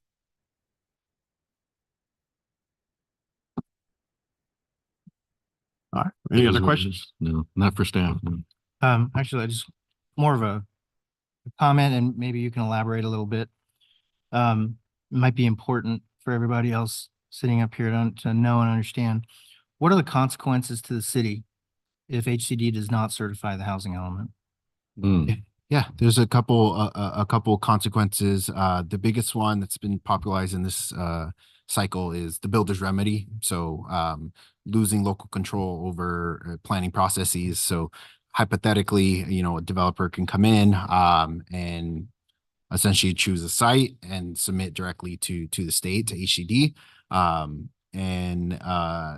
That's really what's popularized. But I think some of the bigger implications are grant funding. So losing out on grant funding, losing out on just general funding for a variety of things. So housing and housing related issues. So that's kind of the biggest one that we think is pretty significant. And that would be for any kind of grant, not just housing programs. That could be for road improvements, parks.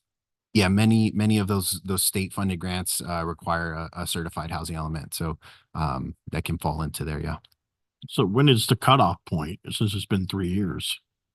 As long as we try to keep going in the process and try to get certified, there's different grants have different periods of eligibility. So I wouldn't know specifically, but we are past the certification period or the due date period. I would think we're not the only ones. That's correct. One last thing. I keep saying that.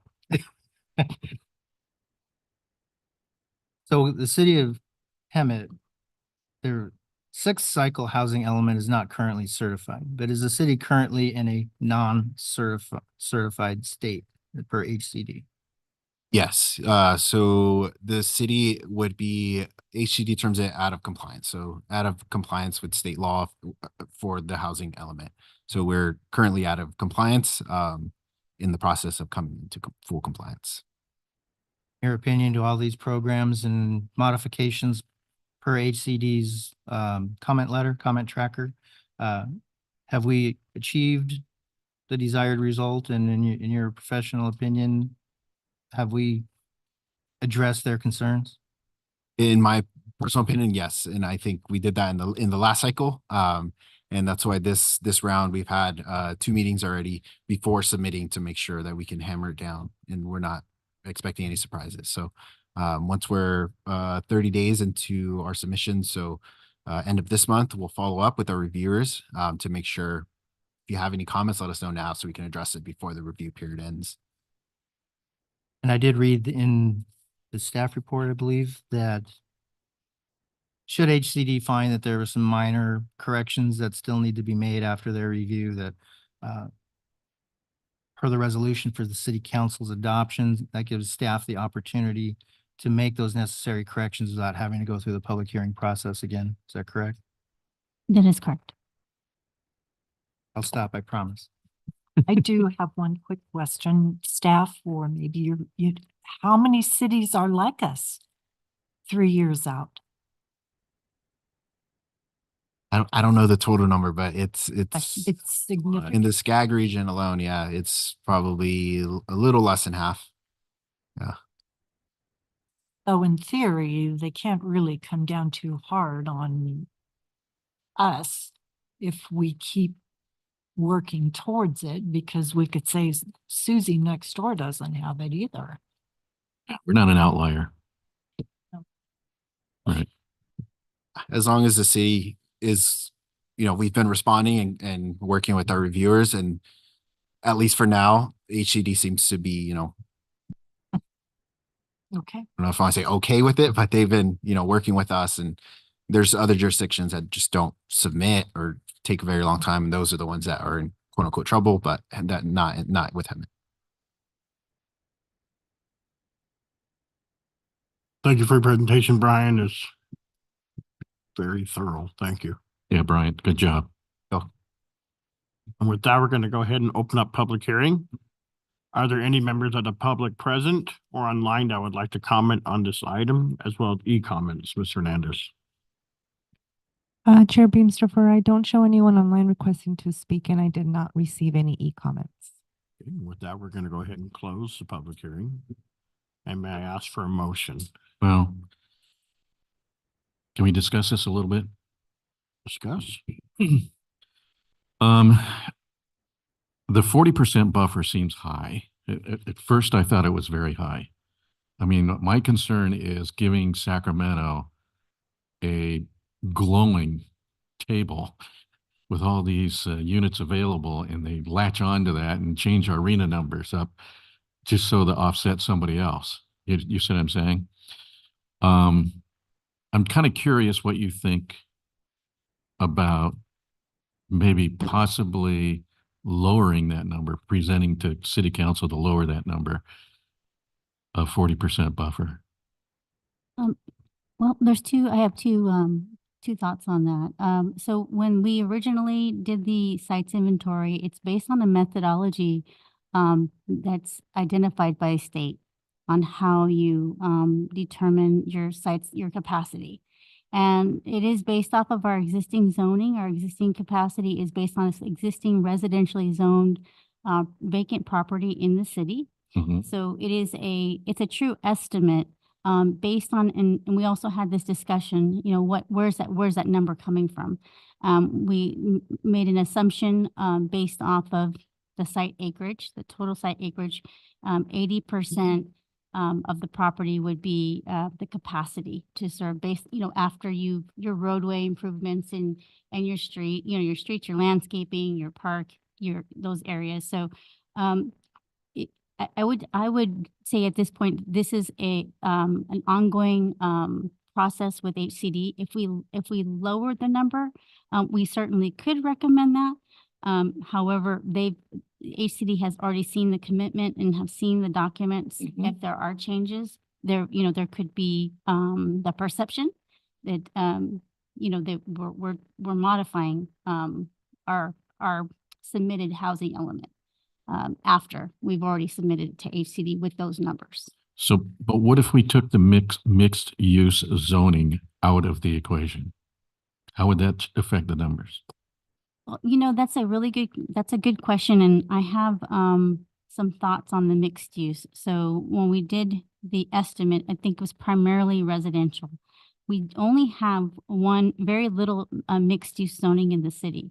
And also the properties in the commercial zones allow for mixed use, and we did not identify or analyze that in the housing element. So there's actually probably potentially other areas in the city based off of the state mandates. For example, there are and we'll be discussing it at our next hearing, but there are other opportunities that we will be exploring in trying to meet those numbers. And we have well over the capacity based off of what our inventory indicated. So my recommendation would not change the numbers at this time. This is just demonstrating that we have the capacity. It is not a commitment to build because of the understand. market constraints. I understand.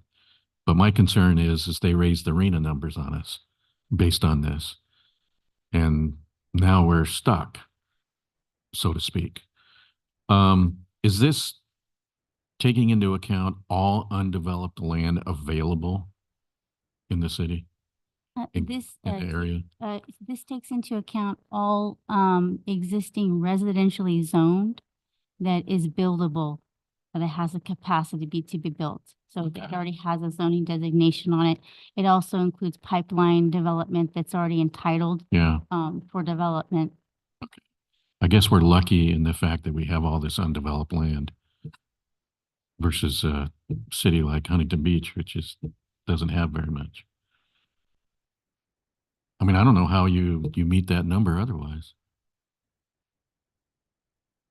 So you're recommending no. What do you guys think? I don't like the optimism of so much simply because it feels like setting up for failure. I feel like we're saying we can do this, and if we can't, you know, this is a real consequence for the city. Yeah, how much are we going to be held accountable to these projections?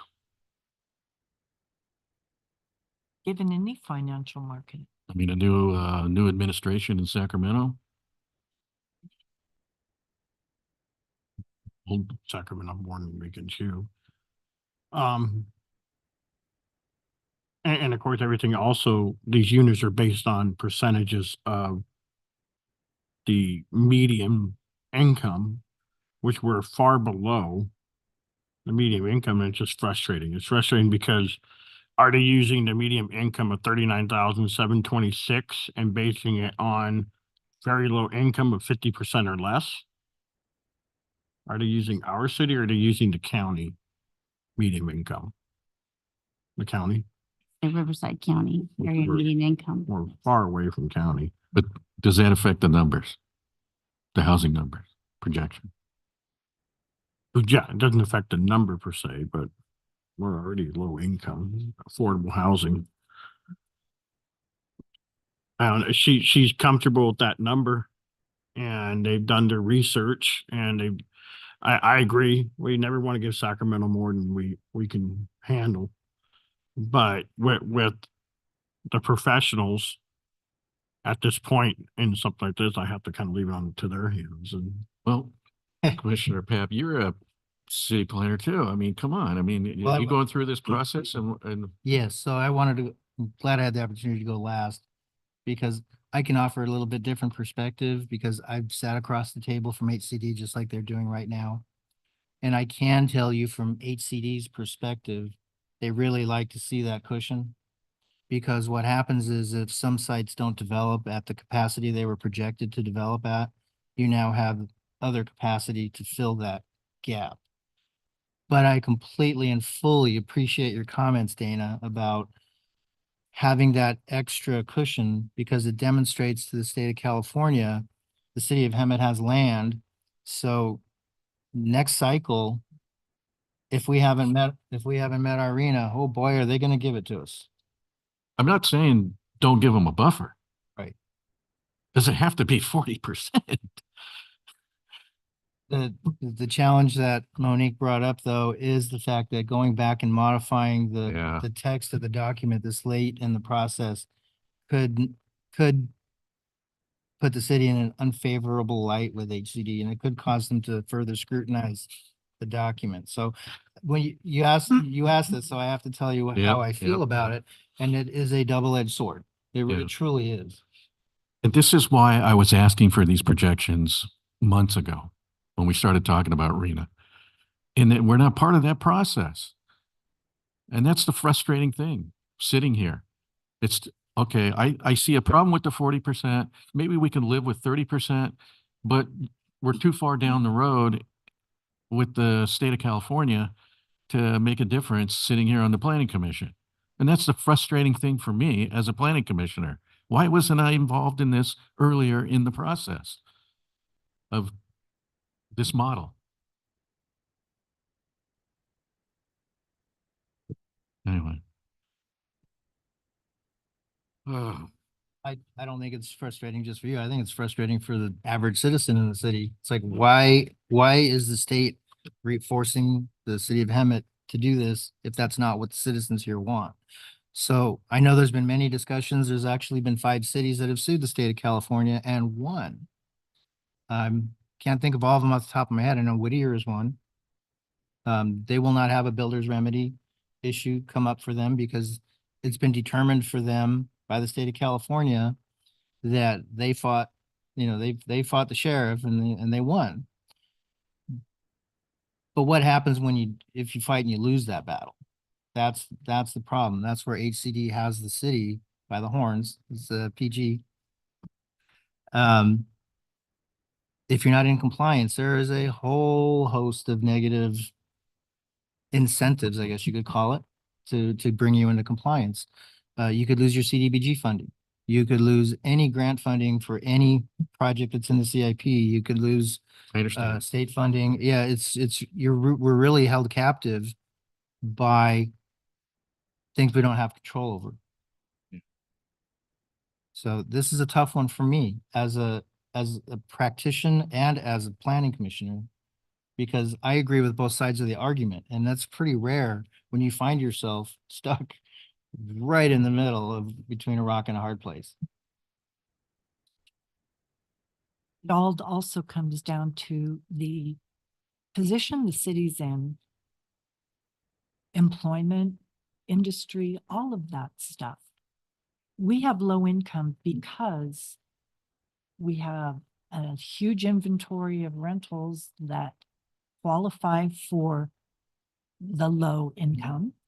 We don't have employment for these folks other than service related. If you look at the charts that came out, it is heavily service orientated. And those are in your lowest percentage of income if you look at that chart. So, we are so reliant on grants because we can't even get on our own feet. And that's frustrating when it comes down to having such a high number. Well, Because I agree, I don't like the 40% buffer. we also have a high retirement income community here that we can't count into the numbers.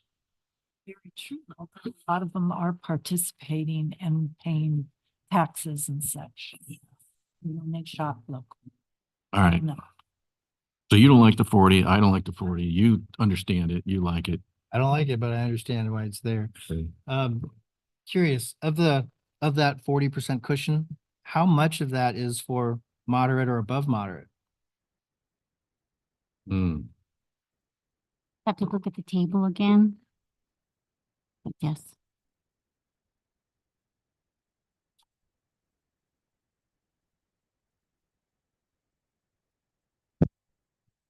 Up the IT, can you PowerPoint. pull up the table, please?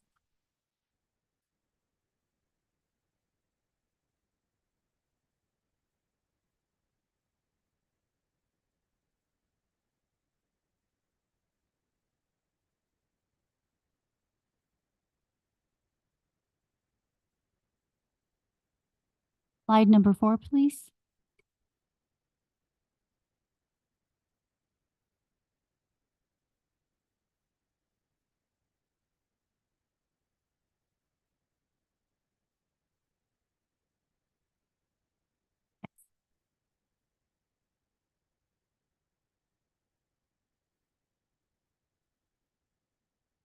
Well, it looks like most of it is in above moderate. The next one is moderate. The very low and low income is only 11.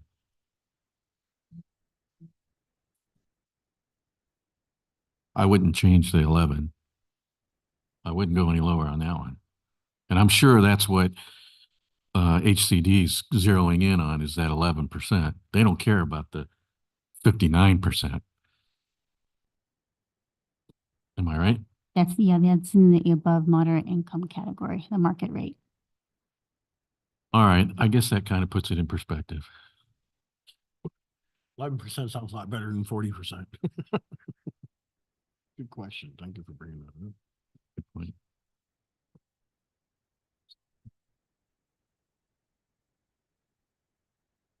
Ask for a motion? Okay.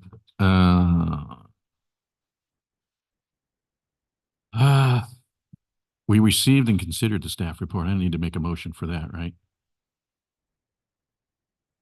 Monique?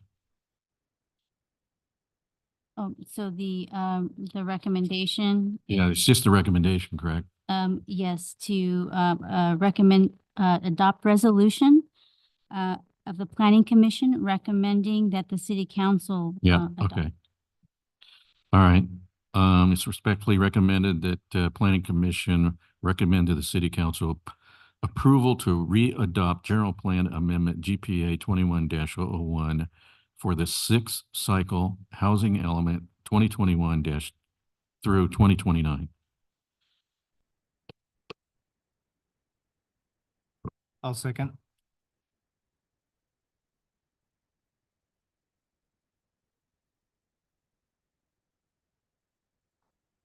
And that passes.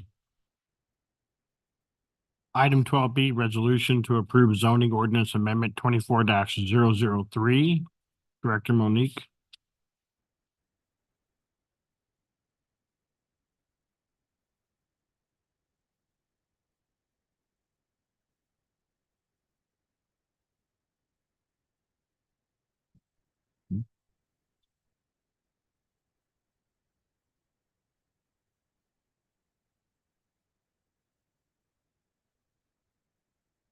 Thank you, Chair, members of the Planning Commission. Monique Alanis Flater, Community Development Director. This item is a zoning code amendment for emergency shelter overlay. The proposed zoning code amendment is in alignment with the council's strategic plan of quality of life in looking at for solutions for homelessness. Just a little bit of a background on this. So, January 25th, 2022, the council adopted the, general plan amendment for the housing element, and that is what we've, previously discussed.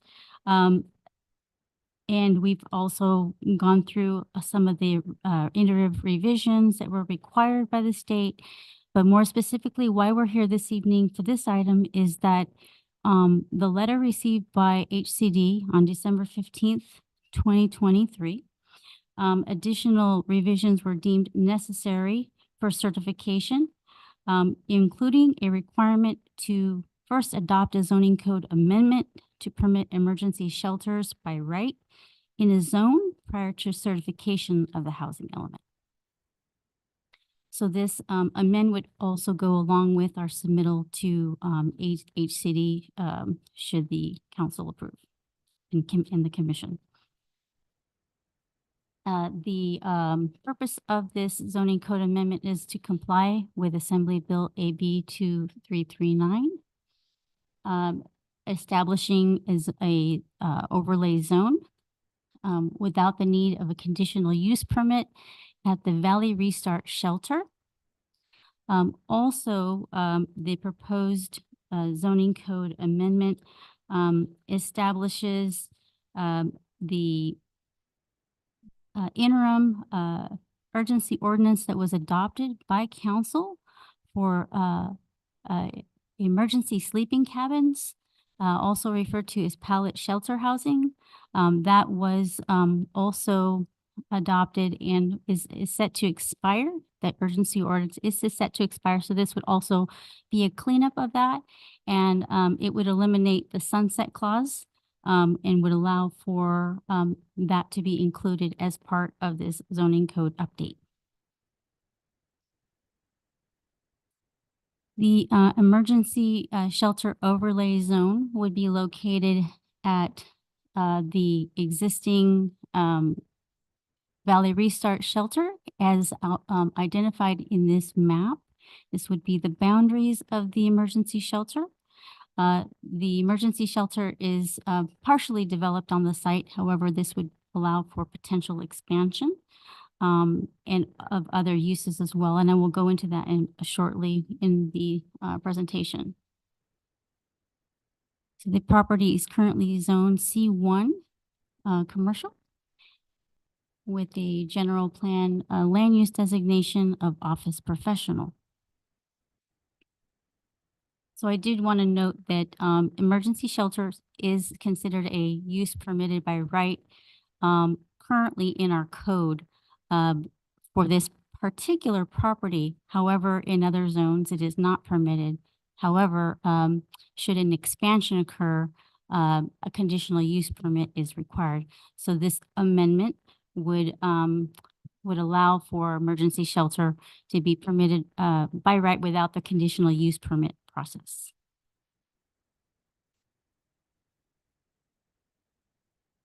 So a few of the code sections that are being proposed for amendment. The first section is our permitted uses table. That would include adding emergency shelter as permitted pursuant to Government Code 65583. Adding also low barrier navigation center as permitted pursuant to our California Civil Code Section 51.3.5. And the difference is that the emergency shelter provides for a supportive service, minimal supportive services for homeless persons that has limited occupancy of 6 months or less. The state also is requiring that we add allowance of low barrier navigation center, which is focused on moving people to permanent housing that provides temporary living facilities while case managers connect individuals experiencing homelessness to income. There's different criteria for the low barrier, as well as adding supportive housing for this property as well, pursuant to Government Code 65582. That is also a little bit different, whereas permanent supportive housing is permanent, and it means housing with no limit on length of stay that is occupied by the target population, and that is linked to an on-site, off-site service to assist supportive housing residents retaining housing. So what this means is that there could be an expansion and integration of uses on this property for a potential campus in the near future. So this is setting the framework for allowing a more robust use on the property. It is not proposing a project at this time. It is just allowing it pursuant to state law in the overlay zone. Also, one of the important details is adding mixed use as a permitted use without requiring a conditional use permit. So mixed use is permitted on the property now. However, it would require conditional use permit. The zoning code amendment was designed in a way where it would allow for mixed use if it's permitted as an integrated mix of residential and office commercial uses on the site to support wraparound services of this shelter overlay zone. So it would allow some type of commercial setting mixed with residential. So it could be more flexible for a potential campus on the property.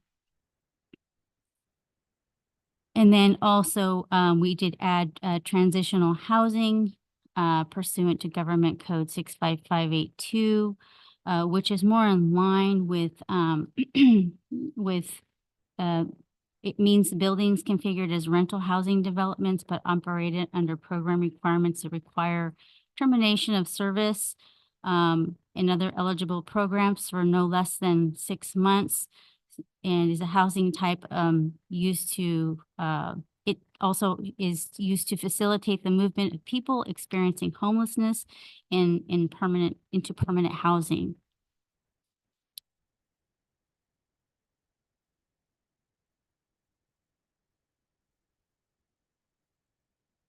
The zoning code amendment also includes adding the emergency shelter overlay zone at the Valley Restart location, and then it would also include, it includes the purpose, location, permit requirements, development standards.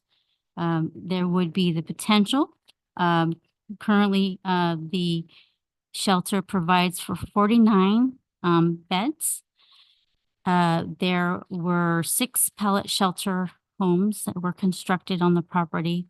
That would be that's an additional 12, but right now 49 or 50 is the number basically of the bed's capacity, excluding the pallet shelter. So if we're just looking at the bed's capacity in an actual building, this would allow up to an expansion up to 100 beds. It's a recommendation.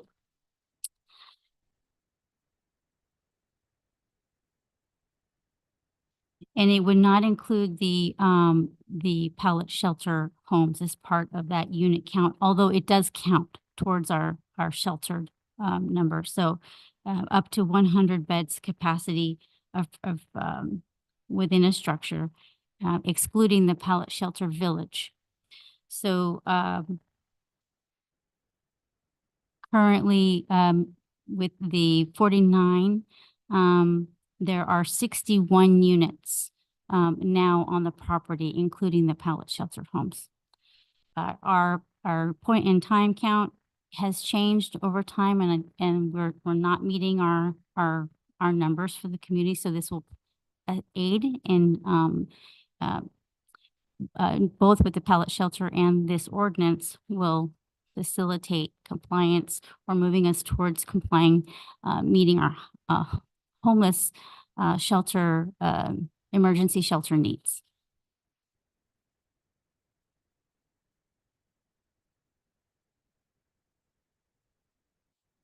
And the section 90-303, housing, special housing classifications, it's just cleanup. It's identifying emergency shelter as permitted by right, subject to the emergency overlay zone criteria. There is a section in there that allows for emergency shelters with a conditional use permit in the industrial zoning districts. We're not changing that this time. This is only to the focus of this ordinance is only to establish the emergency shelter overlay zone on the property. And there was some cleanups to the code update to also address parking standards for the state, which just requires them to just meet the minimum requirement that parking, we must be able to allow for sufficient parking on the property.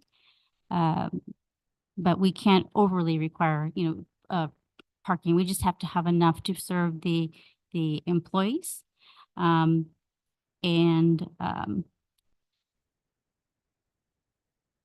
Just kind of wanted to break down a little bit of what the pallet shelter home is.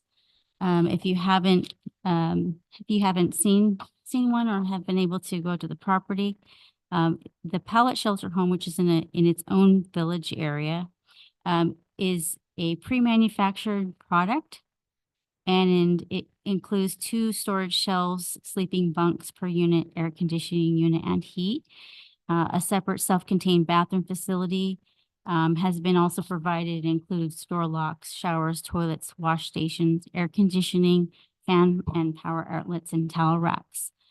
So since the time of the adoption of the interim urgency ordinance for the emergency shelter, the applicant has submitted and has obtained building permits for six of the homes, including the bathroom facilities, showers, wash stations. Then the site improvements also have included construction of concrete pad, block wall enclosure for screening, landscaping planter area, underground utilities, and a new trash enclosure. Building plans are also currently in review right now for 6 additional pallet homes within the village, including a laundry facility. So this is an improvement, and we've been monitoring the progress of the Valley Restart shelter. I'm happy to report that they have progressed significantly within the pallet shelter village. However, as part of the zoning code amendment, it establishes the location of the pallet shelter village, so it's only within the enclosed area.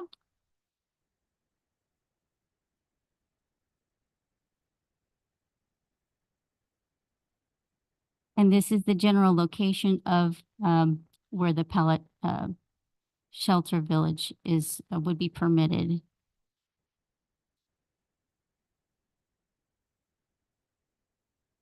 So the proposed zoning code update is in compliance with CEQA guidelines 15061B3 exemption, which applies to this in addition to CEQA guidelines 15269 as an action necessary to prevent or mitigate emergency. And the proposed ordinance is designed to mitigate the city shelter crisis as declared by the City Council on September 25th, 2018 through resolution number 4837. This concludes my presentation. I'd be happy to answer any question. The recommendations, or also the public communications, we did send out a notice to property owners within 500 feet of the properties, as well as the publishing in the press enterprise. We also sent letters to tribal consultation in accordance with SB 18. Airport Land Use Commission was notified of this. We are in the process of obtaining approval through Airport Land Use Commission. This is this is outside the airport compatibility zone. However, we still want to work with them to receive their approval. And we would take this along with the recommendation of the Planning Commission to the City Council meeting on May 28th. So it is respectfully recommended that the Planning Commission adopt resolution of the Planning Commission recommending the City Council adopt ordinance to amend the zoning code sections of the chapter of the Hemet Municipal Code as outlined in the staff report. Thank you. Thank you very much, Director Monique. Does the commission have any questions for staff? Oh, yeah. Go ahead. Do we know what the occupancy rate for the current pallets are? If the state is requiring us to bump up numbers, are they being used? Oh, that's a good question. So we were able to adopt the code with revisions from the California Building Code Appendix O, which in this case would allow for us to have an occupancy of 2. I would have to refer to the Valley Restart Shelter. I believe Javier was here earlier, but I'd have to confirm with them. But I'm assuming at this point, yes, that they are. But those pallets are not going to service mother, children, family units. As I understand, there will be serving senior residents. So the 100 beds that are to come, will a percentage of those be for family units? Or is Yes. it all just going to be single 100 beds? Yes, and that's a good question. So it's going to be based on how they operate. It would be to serve families. First. Yeah, Yes, the 100, yes, yeah. So Right. currently there's 49, and through this ordinance could expand to 100, serving families. Yes. And what are the trailers on the lot being used for? Yes, I'm aware that there are trailers on the property. Oh. They're not designated at this time for a specific use. So they aren't using it, like we're not housing people in it, we're not producing waste. Not that at this kind of stuff. time, not at this time. Okay. Will they be there? I mean, I know that this is going to be something that will have to come back to council for their consideration.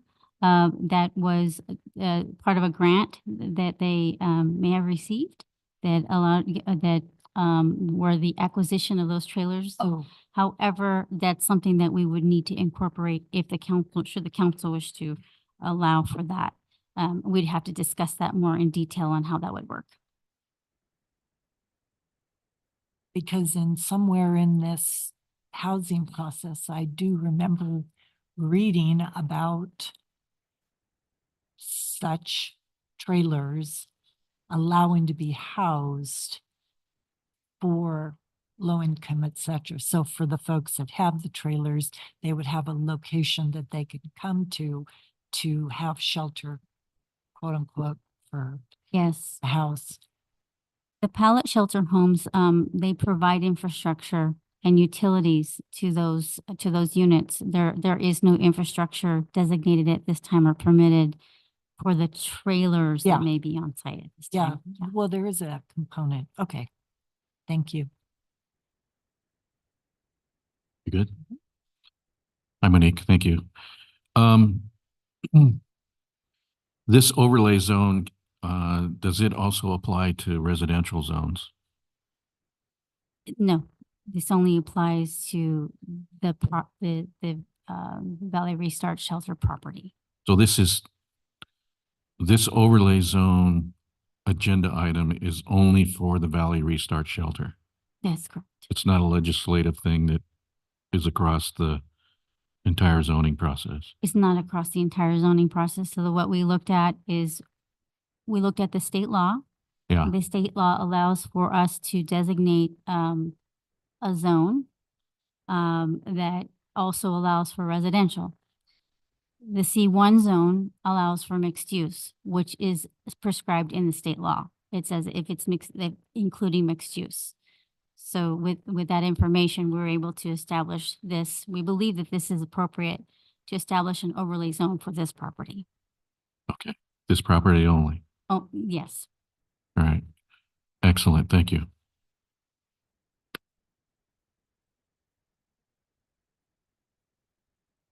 That's it.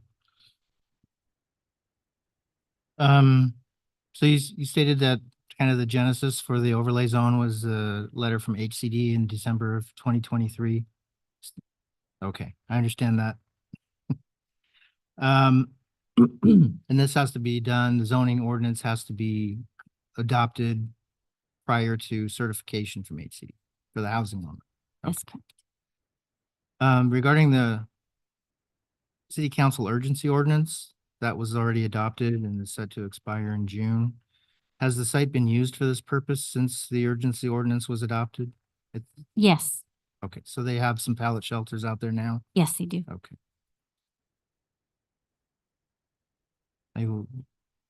Dana hit on one of the questions I was going to ask, whether or not it's specifically to the Valley Restart Center. So that's been answered, but my question, extension of that question would be, once they reach their 100-bed goal, if they do, would this be something that might be considered in another location? And have other locations been considered? So that would be, that would be a work study with the council on, potential locations and other areas in the San Jacinto, in Hamlet, San Jacinto Valley. We've recently, hired a homeless, or community solutions coordinator that will be looking into that, looking at other ways that we can address, the shelter crisis, in the valley. So at this time, to address the state's requirement, this would be the best fit, that, we felt would be appropriate. And now, if should the council wish to expand in the future, they most certainly could, direct staff to look at other sites in the city. I'm gonna go ahead and give a shameless plug to your new hire. I believe it's Robin Gilliland. I worked with her many years ago at the city of Temecula. She's fantastic. Sound I correct? believe, Chris, I believe she was consulting for the city as an interim, community solutions. Okay. Yeah. Well, I hope she comes back. She's fantastic at what she does. Regarding, oh, wait a minute, I think we answered that one.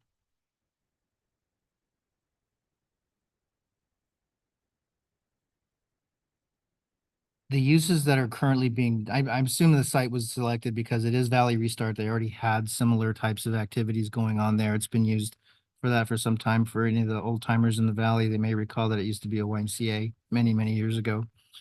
Are any of the uses currently allowed or allowed once this ordinance is adopted, the overlay for the overlay? Are there any uses proposed that are not currently allowed on the site? I'm not talking about how they're processed, just the uses themselves. Are there any new uses allowed that were not allowed before? The uses, well, so the additional uses that were added were per state law. They're similar in nature to a homeless shelter, and their companion or paired, such as the Low Barrier Navigation Center or permanent supportive housing. They're all similar, in nature. Those were added as a, relatively cleanup item, that would pair well with this zoning, with the overlay. Are those included because of the overlay, or are they just additional modifications to the existing municipal code? They're additional, but they're also required by state law to be included. And in a zone in the city, we were also required to include, as part of our housing element, implementation, is we will have to, whether the state agrees with this ordinance, we will have to allow for low barrier navigation center, or permanent supportive housing. Those types of uses will have to be permitted in by right on a property that's zoned for residential in the city. In this case, mixed use is permitted on this property. Okay. I had two other questions, and I just forgot the next one I was going to ask you. So we'll go to the next one. So if this ordinance were not adopted for whatever reason, or it didn't get approved prior to the urgency ordinance expiring, what would happen to the existing pallet homes that are currently on site? Or not pallet structures, not homes? Well, through this, the existing ones are permitted. And they are tied to, infrastructure, to services. So they would be legally non-conforming. And I did remember my other question. So in effect, does the overlay ordinance basically just eliminate the requirement for a conditional use permit? That is correct. So they're then permitted by right per HCD. That is correct. Okay, so we're not adding anything to Valley Restart that of any great significance that wasn't already being provided at this location? In terms of the use, that is correct. Okay, wonderful. Thank you very much. I don't have too many questions. Commissioner Hill asked one of them. I know most of people depend on public transportation in this situation, but of 100 beds, say they are filled, I would assume a lot of them, a handful of them drive and have cars, because you do hear something about their cars and things like that. Is Valley Restart able to handle and accommodate, say, 25 cars that live in that facility to have 100 beds, or are they able to handle the parking? Currently, no. They would have to reconstruct or redevelop the site to be able to accommodate the bed's capacity. But this is an opportunity for them to, should they want to, should they choose to expand, that this is the opportunity for them to do that. However, they would still have to meet the parking. So they would have to identify where that additional parking might be. Currently, right now, they have enough parking just to meet their current need. Currently, but at 100 beds that proposed, If this is, the ordinance is a recommendation that they could allow up to 100, should they want to expand in the future. So currently, right now, they have 50. If they should choose to expand the facility, they would have to provide additional parking. They have not proposed that at this time. This is just allowing for that use on that property and allowing for expansion in the future. any other questions for staff? Okay. Thank you, Director Monique. And with that, we're going to go ahead and open up public hearing. Are there any members present or online that have a comment? Ms. Hernandez? I don't show anyone online requesting to speak, and I did not receive any e-comments. There we go. Okay. With that, we're going to go ahead and close the public hearing and ask for a motion. It is respectfully recommended that the Planning Commission adopt resolution of the Planning Commission recommending that the City Council adopt an ordinance to amend various sections of Chapter 90 zoning of the municipal code in accordance with housing state law and the city's housing element, including Article 17, overlay zones, Article 10, special housing certificate classifications, and Hemet Municipal Code Section 90-893, permitted uses for emergency shelter overlay zone at the Valley Restart Shelter, and finding that the project is categorically exempt in accordance with CEQA guidelines. I second.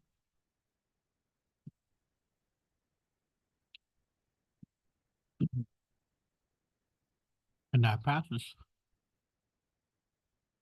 Item 13A, City Attorney reports. City Attorney Leila Sori. Thank you. Nothing to report. Okay, thank you very much. Item 13B, Community Development reports from Director Monique.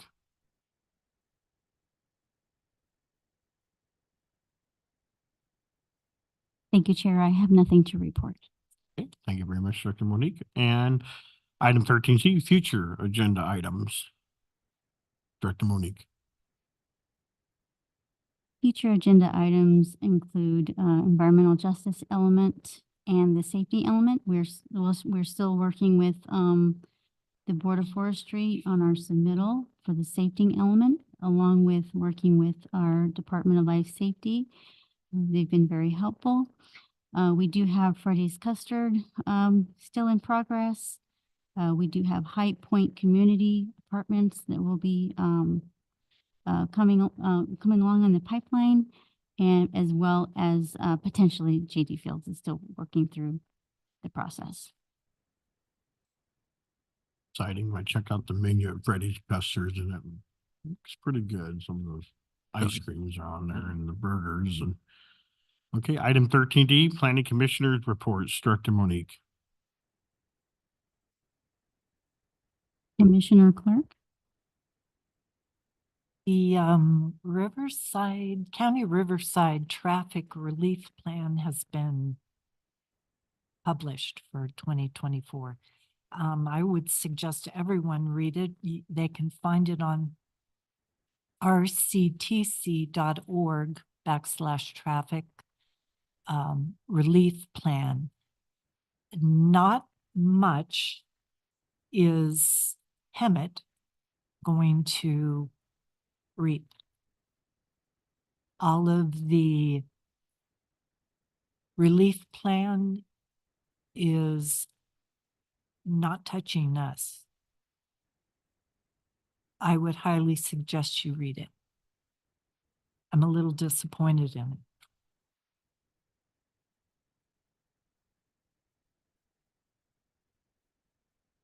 Thank you. Commissioner Hill?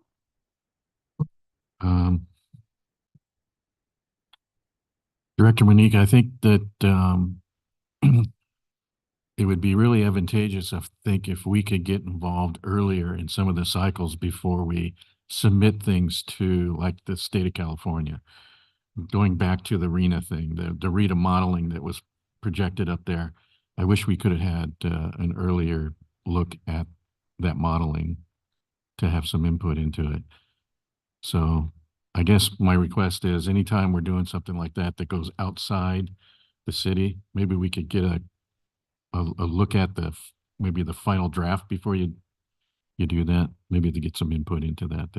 That's all I have. Thanks.